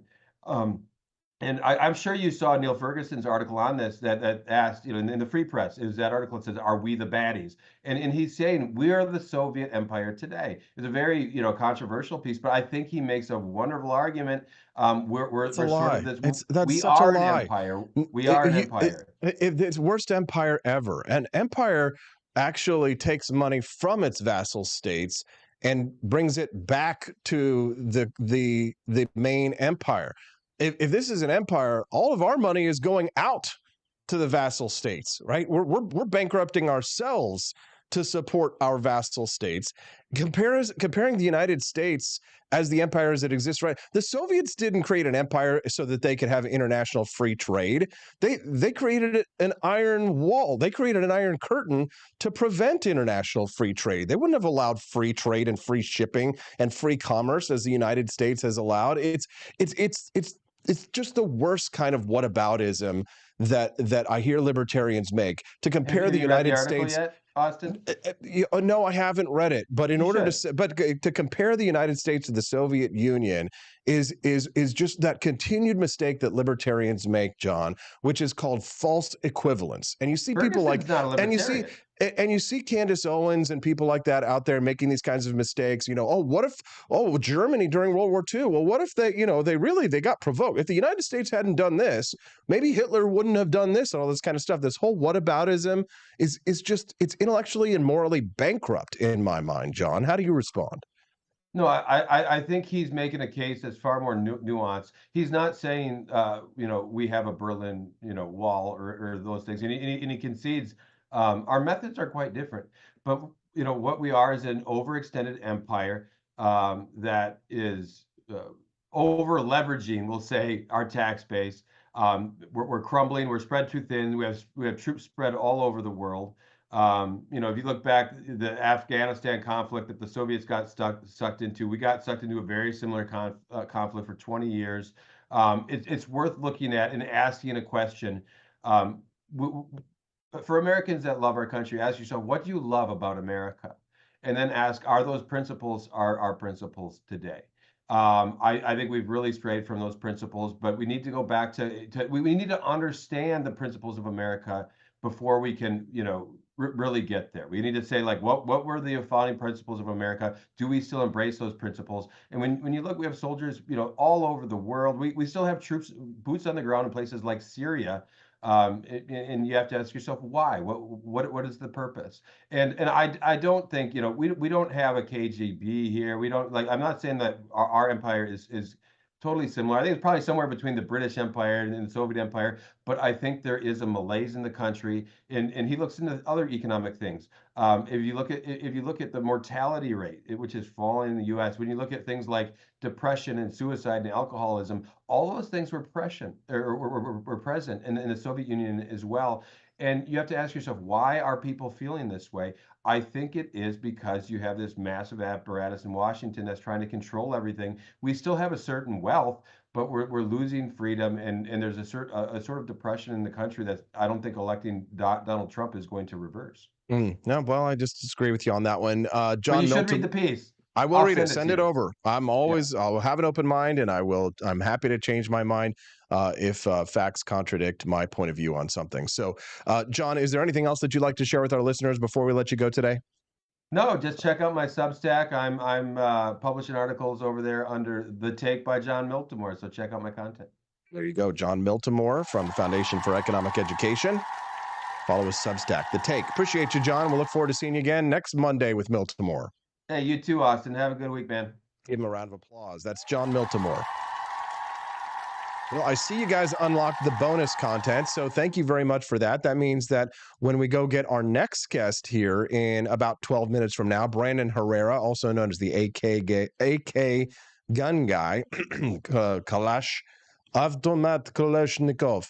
The AK gun guy, Brandon Herrera, will be joining us here in about 11 or 10 minutes to talk about the security lapses at the assassination rally, at the rally this last weekend in Pennsylvania. So that means when we go to our commercial break about 5 minutes from now, instead of watching commercials, you guys get to watch our bonus content mini documentary. Today's is going to be beautiful. 1,600 people watching us live over at rumble.com right now. Thank you to Rumble for featuring us today on the front page. I imagine that for about 1,500 of you, this is the very first time that you've ever seen or heard of me, have no idea who I am. So let me introduce myself very briefly. I'm Austin Peterson, and this is my show, the Wake Up America Show. And I stream this show live every Monday through Friday, 7 to 9 a.m. Central Time. And I'd hope that you'd come back and join us if you enjoy the content. The easiest way to find me again is to click the follow button on your feed. That way you can see us again tomorrow. We're at rumble.com/AP for Liberty. Austin Peterson, that's me, AP for Liberty. So that's the channel, and hopefully you'll be able to hit that follow button so you can find us easily tomorrow morning. This show is the beginning of a Liberty network. We've announced that we're going to have 2 more shows that will be produced as a part of what is now going to be called the For Liberty Network. The Wake Up America show will be one of 3 brand new of 2 brand new shows. One of 3. Excuse me, Austin, pulling out Joe Biden here. Slow down. One of 3 shows, 2 of which will be brand new shows. And I'm excited to announce that one of those shows will be called Liberty Tonight in the evenings, hosted by Brian Piotr and Jordan Marinovich. So congratulations to those 2. The For Liberty Network's first new named show will be Liberty Tonight, hosted by Brian Piotr and Jordan Marinovich. It's because of the support that we've gotten from rumble.com that we've been able to monetize our show effectively. We've been able to grow and be financially profitable enough that I can take some time not only to grow my family, as my first child will be born here in a couple of weeks, but I've also been able to grow the For Liberty Network. We've got For Liberty Shop. It's now the For Liberty Network, and the Wake Up America show is the morning crew. There you go. And the next show, which is TBD in terms of the name, will be hosted by, and I know you guys guessed it, you already know who it's going to be. That's right. The Wake Up America show's regular guest, Daniela Pensack, will be hosting her own show on the For Liberty Network. So thank you all very much for being a part of growing these ideas of economic freedom and personal liberty. It's because of the support, the financial support that we've gotten from the Wake Up America show friends and from our friends over at Rumble and Rumble Studio who have helped to make this live stream possible. The support of the Rumble community has helped us to grow our business, to grow our ideas, and to grow my family. So there you go. Daniela Pensack hosts her own show, and Brian Piotr and Jordan Marinovich will host Liberty Tonight coming soon. When I say soon, though, in the near future, we've got a lot of work to do. And of course, I got a lot of personal things going on. So we will be building those brands and putting together the For Liberty Network. Thank you to everyone who was a part of it. We're going to go to a brief commercial break. I guess not commercial break. We're going to go to the bonus content so that you guys can, so that I can go get our friend Brandon Herrera here on the Wake Up America show. He's a firearms expert, and he's going to talk to us a little bit about some of the security failures that they experienced at the assassination event last weekend. We're going to talk to him about that. Enjoy this bonus content, and we'll be right back on the Wake Up America show or the For Liberty Network. And soon there will be the forlibertynetwork.com website. But I own the domain, but no website yet. Soon. Wake Up America show looks at presidential assassinations, both attempted and successful. Let's consider the story of the assassination of President James A. Garfield.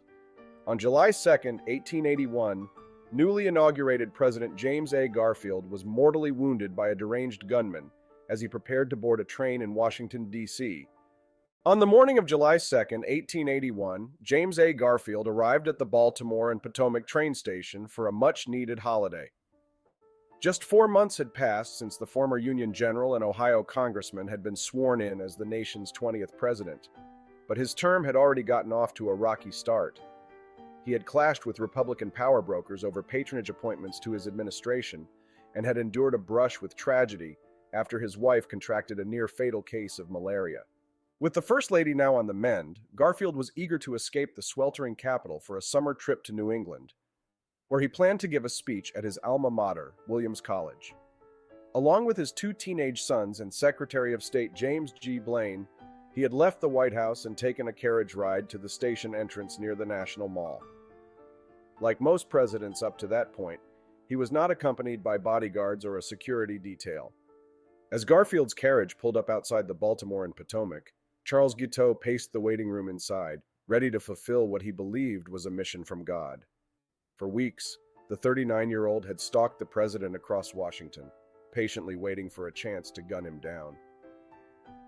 Family members and acquaintances had long suspected that Guiteau was insane, but he had planned the crime with chilling precision. He had conducted target practice with an ivory-handled .44 caliber pistol, specially purchased because Guiteau thought it would look nice in a museum one day, and had even tried to take a tour of the district jail, which he assumed would be his new home after he was arrested.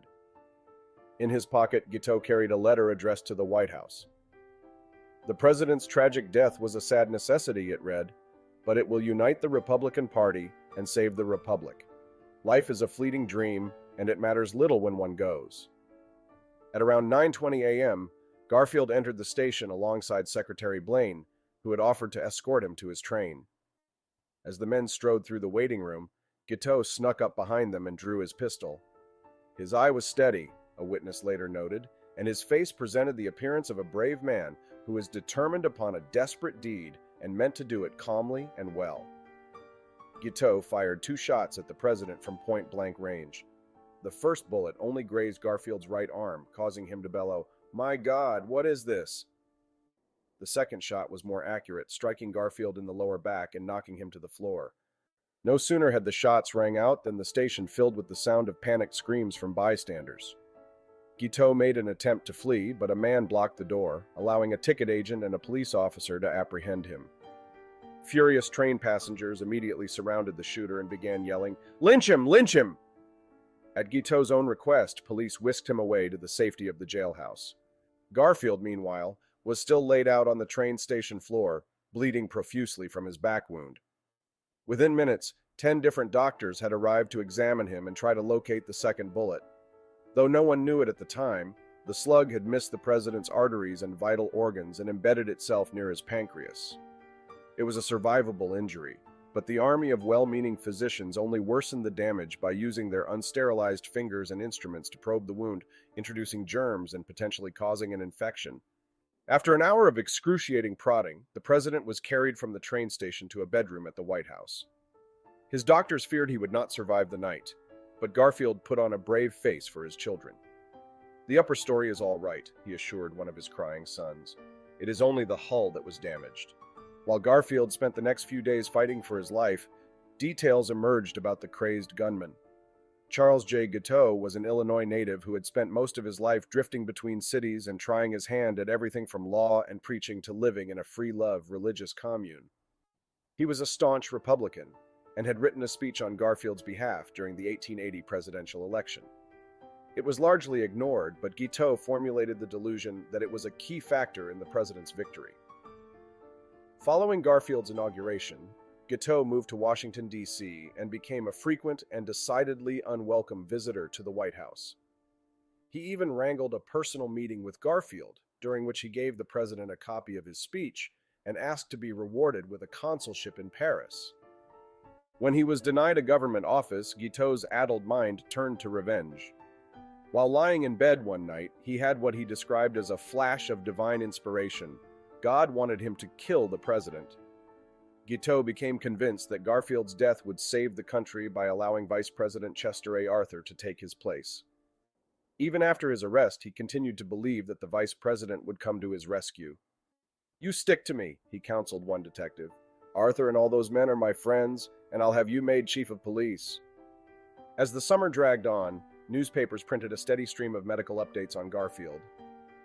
The 49-year-old president had rallied in the first few days after the shooting, but his condition worsened after his doctor, D. Willard Bliss, administered heavy doses of quinine, morphine, and alcohol, which brought on bouts of vomiting that left him weak and emaciated.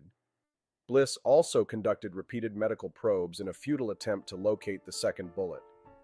In August, he even enlisted the help of telephone inventor Alexander Graham Bell, who used a crude metal detector called an induction balance to search for the slug.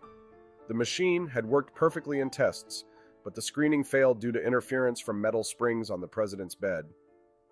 To make matters worse, Bell was only permitted search the right side of Garfield's body, where Bliss incorrectly believed the bullet was lodged. By September, a massive infection, most likely caused by his medical treatment, had left Garfield with a persistent fever and abscesses over his entire body. He was taken to a cottage on the Jersey Shore in the hope that the cool sea air would revive him, but died on the night of September 19, 1881. He had been president for just 200 days. The nation entered a brief period of mourning for the leader it had barely known. As many as 100,000 people turned out to view Garfield's body as it lay in state at the Capitol Rotunda, but attention soon turned toward punishing Charles Guiteau. Vigilantes tried to shoot the president's assassin on 2 separate occasions, and when his murder trial began in November 1881, the court had to cycle through over 150 different men to assemble an impartial jury. Guiteau entered a plea of not guilty by reason of insanity, arguing that the assassination had been God's act and not mine. He even claimed that the true cause of Garfield's death was malpractice at the hands of his doctors. "I deny the killing, if your honor please," he announced at one point. "We admit the shooting." Guiteau had a point. Many historians now believe that Garfield would have lived if not for the limitations of 1880s medicine, but his insanity plea failed to convince the jury, which took less than an hour to return a guilty verdict. On June 30th, 1882, nearly a year to the day after he shot the president, Guiteau was executed by hanging in Washington, D.C. Welcome back to the Wake Up America show. I'm your host, Austin Peterson. It's time to rise and freedom. Hope you've been enjoying the show so far. That bonus content, mini documentary. This week's theme will be the assassins or would-be assassins of the U.S. presidents. That was the story of James Garfield. We'll continue that theme throughout the week. Thanks for unlocking that bonus content. We're very grateful for all the financial support that we get from you all. Don't forget to click that like button, and if it's your first time watching the show today, pulling a Joe Biden here, then we'd love to have you come back and join us regularly. So click the follow button too before you leave, and find us again here tomorrow morning at the same time. Security failure over the weekend, the attempted assassination of Donald Trump. How did a 20-year-old man with a sniper rifle get himself in a position to be able to even have a shot at Donald Trump? We spoke to a police sergeant earlier on the show. Let's talk to a firearms expert, former congressional candidate, the AK guy, Brandon Herrera, joining us live right now. Good morning, Brandon, and welcome back to the show. Hey, good morning, Austin. It's been a little while. Yeah, glad to have you. Hey, congrats on that run. I mean, you scared the absolute bejesus out of the establishment, and we love to see it. I hope that you'll do it again someday. It was definitely an inspiration. Well done, sir. I appreciate it, man. Being outspent 10-1, making the establishment spend about $10 million to beat a YouTuber is one of the crowning achievements of my life. And I think we're alike in the way that we both have the privilege of not having to go to the Hill more than we've ever had to, which is kind of nice. Yeah, it is nice not being able to have to go beg people for money that in order to trade votes or support or things like that. So I'm just waiting for the day that a YouTuber makes it into Congress, one of our guys, just because that's going to get rid of the stigma of all of us podcasters. I was hoping you were going to be the guy. Not only that, but it's somebody to get in there. The one thing I was looking forward to, I was kind of hoping for, is somebody to actually just stick it to Google. And it's like, hey, yes, I actually know how this works, so be careful. Yeah, well, it was inspirational, bud. I hope you try again, and well done on that attempt. Appreciate it, man. Hey, big picture, your takeaways from this event over the weekend, Brandon. What's your reaction? Well, the right kind of got a layup on the political realm. Like, this was immediately like just solid points. I mean, the predictors for Donald Trump winning went up by almost double digits just instantly. and the right's already figuring out ways to screw this up. The amount of misinformation I've seen spread everywhere because they're trying to push a narrative that they want, the amount of conspiracy theories I've seen that are just completely unfounded, if not founded on stuff that is just objectively false, is wild to me. It's like, guys, take the W, take the win. But there's a lot of people that are spreading around like the fake 4chan posts supposedly from the Secret Service sniper, all sorts of things, just because they want to make this, the deep state's fault. It's like, I personally don't see it. And everybody's entitled to their opinion. I'm not saying that the federal government wouldn't do something like this, because God knows if you think they wouldn't, they would. But it's like the amount of just obvious misinformation being spread everywhere is kind of ridiculous, in my opinion. Yeah, I mean, I never attribute to malice what can easily be explained by stupidity or incompetence, especially when it comes to government. My problem with the conspiracy theorist view of history is that it assumes that these evil overlords are actually competent, which it's like, well, if they're able to pull off that kind of a complex assassination and nobody figured it out and nobody was able to prove it, that they did it, then maybe they can deliver government health care effectively, right? So, it's but let's talk a little bit about that kind of stuff a little bit later. I have actually something related to John F. Kennedy I wanted to ask you, but in terms of the level of incompetence on display, the Secret Service agents ducking the 5'2" with an attitude, 5'2" with an attitude, right? That we saw with one of the girl Secret Service agents. Was that proper holstering, unholstering technique that she was engaging in when she was whipping out her gun, kind of shaking her hand, and then putting it right back in after that? What was your take on the firearms response? You talking about Special Agent Melissa McCarthy? Yeah, that was a real fun one. I saw some people were pointing out that she looked like Shane Gillis in drag. But I mean, this poor girl, like, this is what DEI initiatives do, because I know that they had a renewed focus on making sure that women are represented in all areas, especially the Secret Service. It's like, look, man, there's a lot of roles in places like that women can do and are great at and would excel at. When you are a whole head height shorter than the president you are supposed to be protecting, you're not a good body shield. The vital bits that everybody was aiming for are still in plain view. Like, these are just certain things that, like, look, that's not the place. And there's a lot of areas where if you want representation, good, go for it. It's not really going to hurt anybody. Secret Service detail to the president is not one of those jobs. Well, the problem is that the conspiracy theorists sort of have a point in some ways, because it does feel as if a lot of people who work in the government want him dead. And the reason why is because they say it. They say things like he's Hitler and that we should take to the streets, and that he's, I mean, Joe Biden says that they're putting a target on him and all this stuff. The level of violent political rhetoric that we've seen in recent years is more than I've seen in my lifetime, and I've been paying attention all 43 years of my long life. Brandon, how about you? Yeah, no, absolutely. And that's one of the reasons why I point out that the media is, like, if anybody has blood on their hands aside from the shooter, it's the media, the kind of rhetoric that they use. And it's been pointed out pretty well by people like Vivek and things like that. But if you call someone the next Hitler, you almost have a moral obligation to take him out, that sort of thing. It's like, dude, the language that they're using around these people is encouraging this kind of behavior. And it's plain to see. Brandon, do we know anything yet about the rifle that the shooter used? They're claiming that it was an AR style rifle. My vision's kind of starting to go now and get a little wobbly. So I mean, it's hard to get an accurate shot with a regular AR that's like a 5.56 load, unless you've got something high velocity that's really going to go straight at the president. But I wanted to bring you on here to talk a little bit about, ballistically here. I mean, obviously the guy isn't like some advanced super sniper, or maybe he would have actually, hit the guy. But I mean, is a 150-yard shot kind of a layup with something like this? What do we know about the ballistics situation here?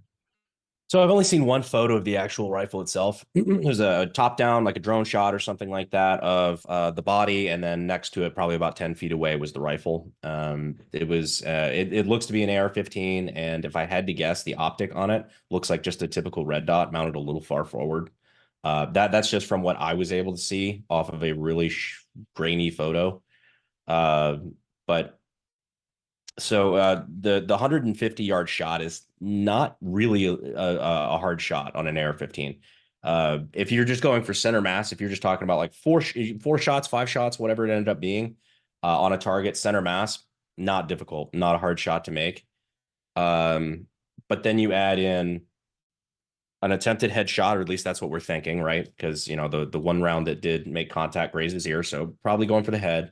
At 150 yards with an inexperienced shooter with a red dot, I'm assuming red dot based on the photo I saw, that has 0 magnification. So that's not a scope. It doesn't increase. You know, he didn't have a magnifier on it that zoomed in or anything. You're looking at a 2 MOA dot at 150 yards on a clearly unskilled shooter who's built like Beavis and Butthead.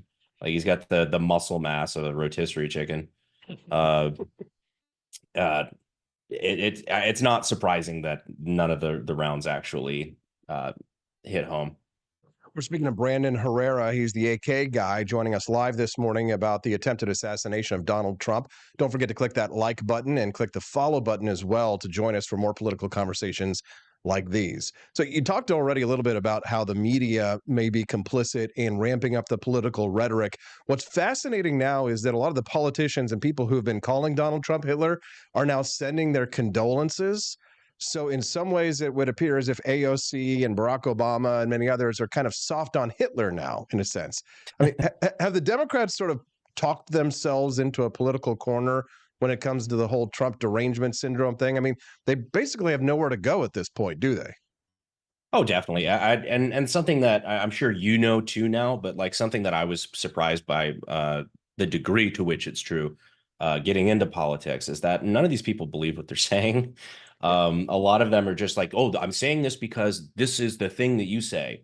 And so just like they were calling him Hitler and saying that we need to take him out. We need to make sure he's not able to do this.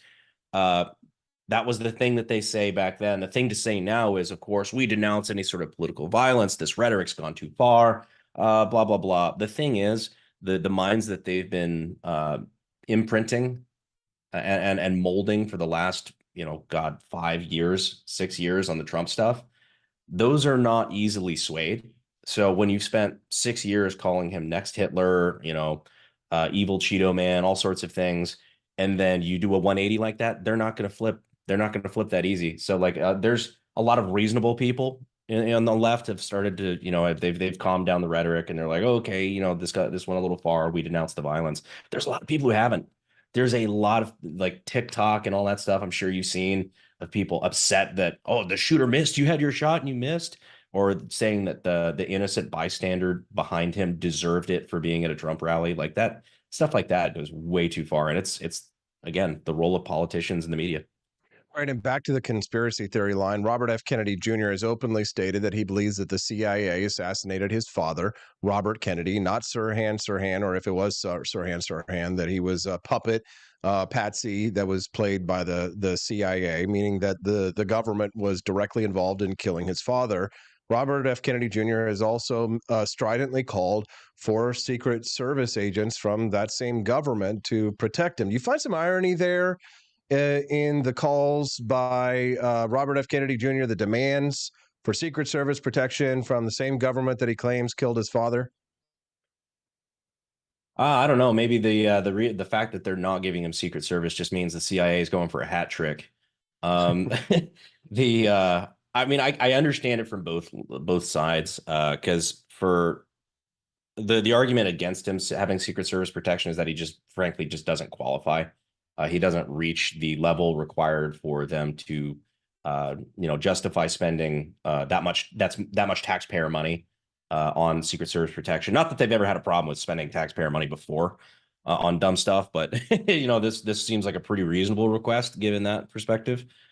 But I don't know. I think that there's a difference between the average Secret Service agent. It's a job that they've wanted for a very long time. Their innate mission is they want to protect people, they want to help people, they want to do their job. When you get to things like the CIA, which their entire mission is to be subversive, topple governments from the inside, be the unseen hand of God in regards to the federal government, that's a totally different story. So I don't think it's necessarily, maybe it's a little reductive to say that it's since it's the same government, they're both on the same side. But I mean, who knows at this point how deep it goes. I've watched your video, and I frequently refer to it, where you go through the ballistics of the shot that killed John F. Kennedy, specifically using the Italian Carcano from the third floor of the book depository in Dealey Plaza, Texas. And in that, you seem to rather definitively prove that it would be a layup of a shot for anyone who was trained like Oswald in the military as a shooter to be able to pull off the kind of shot that assassinated John F. Kennedy. And yet conspiracy theories remain. Did your work on that video convince you that Oswald himself was the shooter, perhaps some other work around the periphery of putting that video together? Or is it just, do you just feel like all we can really know is that, yes, it's absolutely possible for a Carcano to have been used from this location? Maybe it's the most likely scenario. Talk to us a little bit about that, because I seem to be like the only libertarian who thinks that Oswald shot Kennedy. So it actually caused me to go down a rabbit hole that made me question it even more, to be honest with you. After doing that, there's two areas where I believe, if conspiracy theorists had a point, it's these. The speed in which the shots were fired from that bolt action Carcano is incredible.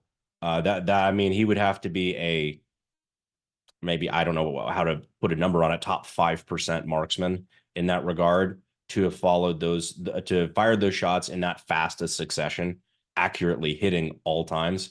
That part is difficult, especially with a bare bones Carcano like that. The other thing is the actual wound itself, the fatal headshot on Kennedy, which opens up a lot more theories that I think are a lot more interesting than grassy knoll stuff.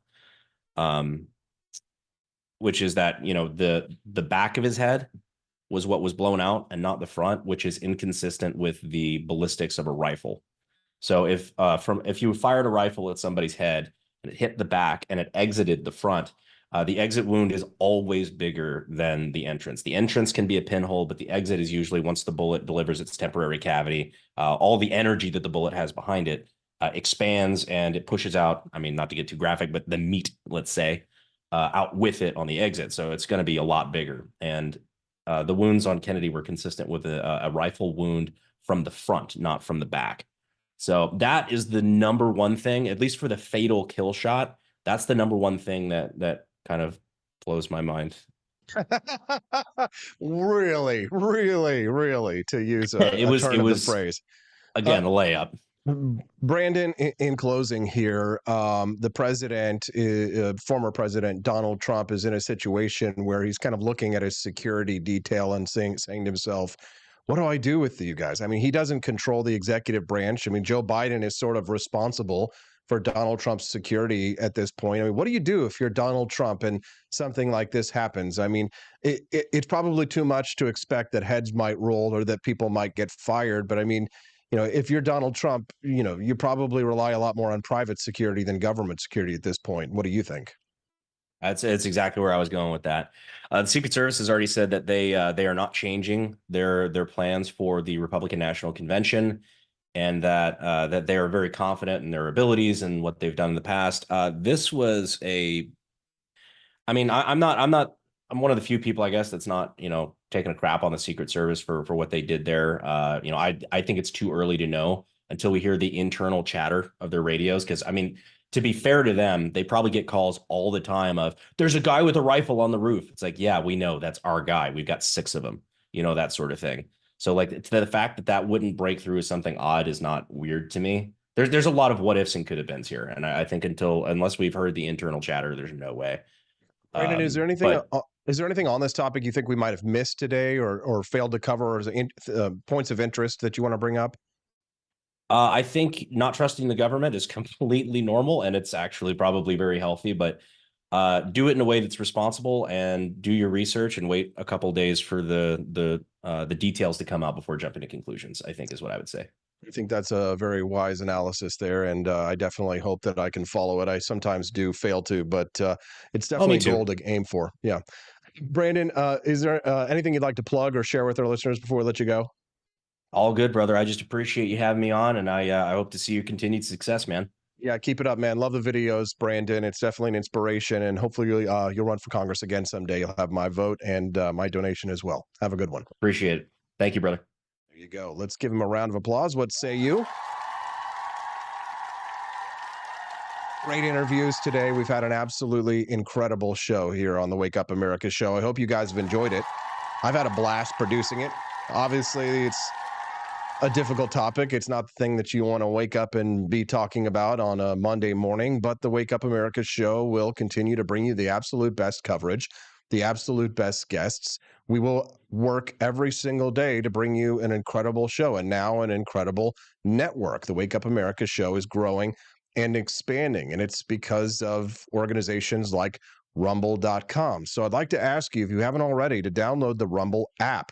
Once you download the Rumble app, you should search for my channel, AP for Liberty, and follow the channel directly on the app. That's going to make sure that you get a notification every time that we go live. So click the link that's in the description or pinned in the live chat to download the Rumble app on your phone. It's totally free. If you prefer to watch us on the big screen, it's also available for Apple TV, Android TV, Fire TV, Roku, LG, and Samsung TVs. All you need to do is search for Rumble. Thank you very much to Rumble Studio for making those live reads possible, helping to grow the Wake Up America show, because it's not just me anymore. It's now the For Liberty Network. That's right. Me, 1, 2, 3, makes 3. Me, Daniela Pensack, Brian Piotr, Jordan Marinovich. Together, we are the For Liberty Network. Oh my God. The Democrats are going to say, do not come. Do not come. I'm going to come. Yeah. This is the end of the show. Oh, this is the end of the show. I'm sorry to say. Any day now, my wife, Stephanie, is going to pop like a balloon, and my first child, baby Hazel, will be here. And that might mean that there could be no show tomorrow, or maybe next week. I have no idea. But at a minimum, at the very, very final date, if she goes all the way up to the end, then we will induce, and I will be out on the 1st, or I will be out on the 2nd, that Friday, and then Saturday, Sunday, and then probably Monday, Tuesday, and I'll probably come back on Wednesday, like the 7th, okay? So just an FYI, wanted you guys to know that that's going to happen sometime soon. Hopefully I'll be able to, a year from now, we'll have the For Liberty Network blowing up. We'll have 2 other shows. So you'd be like, oh, well, Austin's not on because his daughter's got a, choir concert or whatever it is, right? She won't be singing in a choir a year from now, but you get the idea, right? Of, something like that. A water ballet for babies. So we'll have 2 more shows. So that way you won't have to miss me that bad, because you'll have Daniela Pensack and you'll have Brian and Jordan. You're going to have the For Liberty Network coming to you very soon. It's because of the financial support from people like you, unlocking the bonus content, heading to forlibertyshop.com, making purchases of our awesome merch. And of course, Rumble Studio, making those live reads possible. We're growing like crazy. I can take care of my family. I can invest back in my business. And I can produce a Liberty Network, like I promised 2 years ago, almost, when we started this show. What a Peterson promises, Peterson does. We're going to make it happen. Thank you to everyone who watched this morning. Don't forget to click like. And of course, we like to joke, if it's your first time here, we like to joke you should exit through the grift shop. That's right, the grift shop, not the gift shop. Exit through the grift shop. Yes, at forlibertyshop.com. Get yourself some awesome Donald Trump fist in the air blackout swag. That's right. The blackout cover tee available at forlibertyshop.com. That's the number 4, forlibertyshop.com. Donald Trump lives. We got all kinds of awesome merch, sweaters, tank tops, mugs, koozies. You can only get, this MAGA bullet hat with the bullet holes in the hat. Hilarious. Only available at forlibertyshop.com.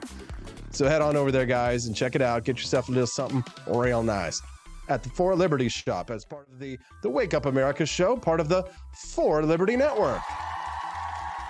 We'll see you guys here tomorrow on the For Liberty Network here bright and early in the morning on the Wake Up America show.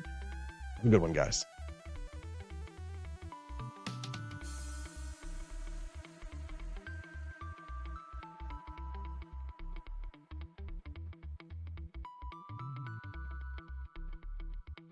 In September 2022, Austin and Stephanie Peterson embarked on a journey to wake up America. They began humbly, with just 20 souls tuning in, learning, listening, and though challenges arose, like the looming shadow of YouTube demonetization, their spirit never waned. And now, thanks to you, thousands rise with the sun to join them, to listen, to engage, to be a part of a community.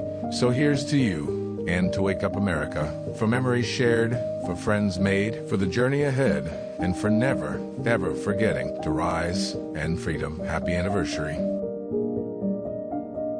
I'm Donald Trump, and I approve this message. Believe me, Austin Peterson is the best. He's got the greatest Wake Up America show I've ever seen. Whenever I tune in the mornings and watch the live stream, let me tell you, he has got the absolute best content. I love his guests. It's just a total blast to watch, and I highly endorse and recommend the Wake Up America show. It's terrific, believe me.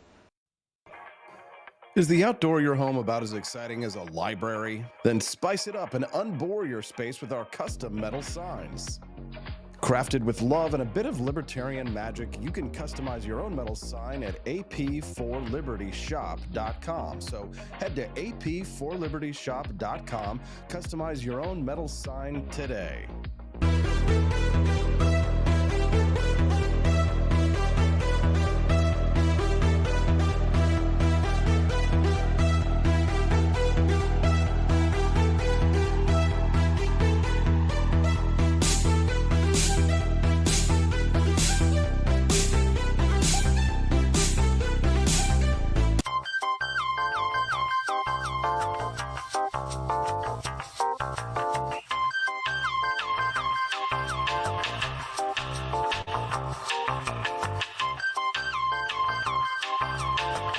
Welcome to a world of vocal discovery at Peterson Voice Studio. I'm Justin Peterson, here to guide your musical journey. Envision a place where your voice reaches new heights, where every note tells a story. We embrace all singers, from the enthusiastic shower vocalists to aspiring stars, ensuring each voice finds its unique rhythm and tone. Are you ready to elevate your voice? Visit petersonvoicestudio.com and sign up for remote lessons tailored just for you. Let's begin this melodious journey together.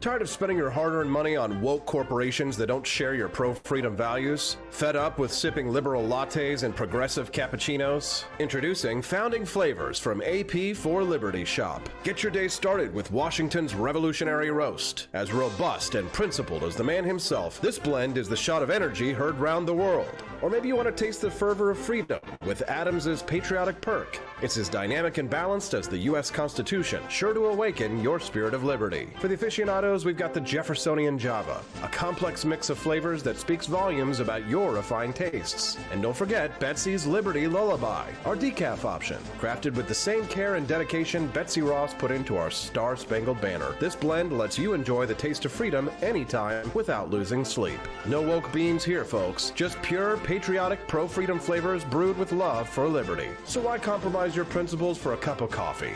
Stand up for your values, perk up your patriotism, and start your day the American way. Get your founding flavors at ap4libertyshop.com.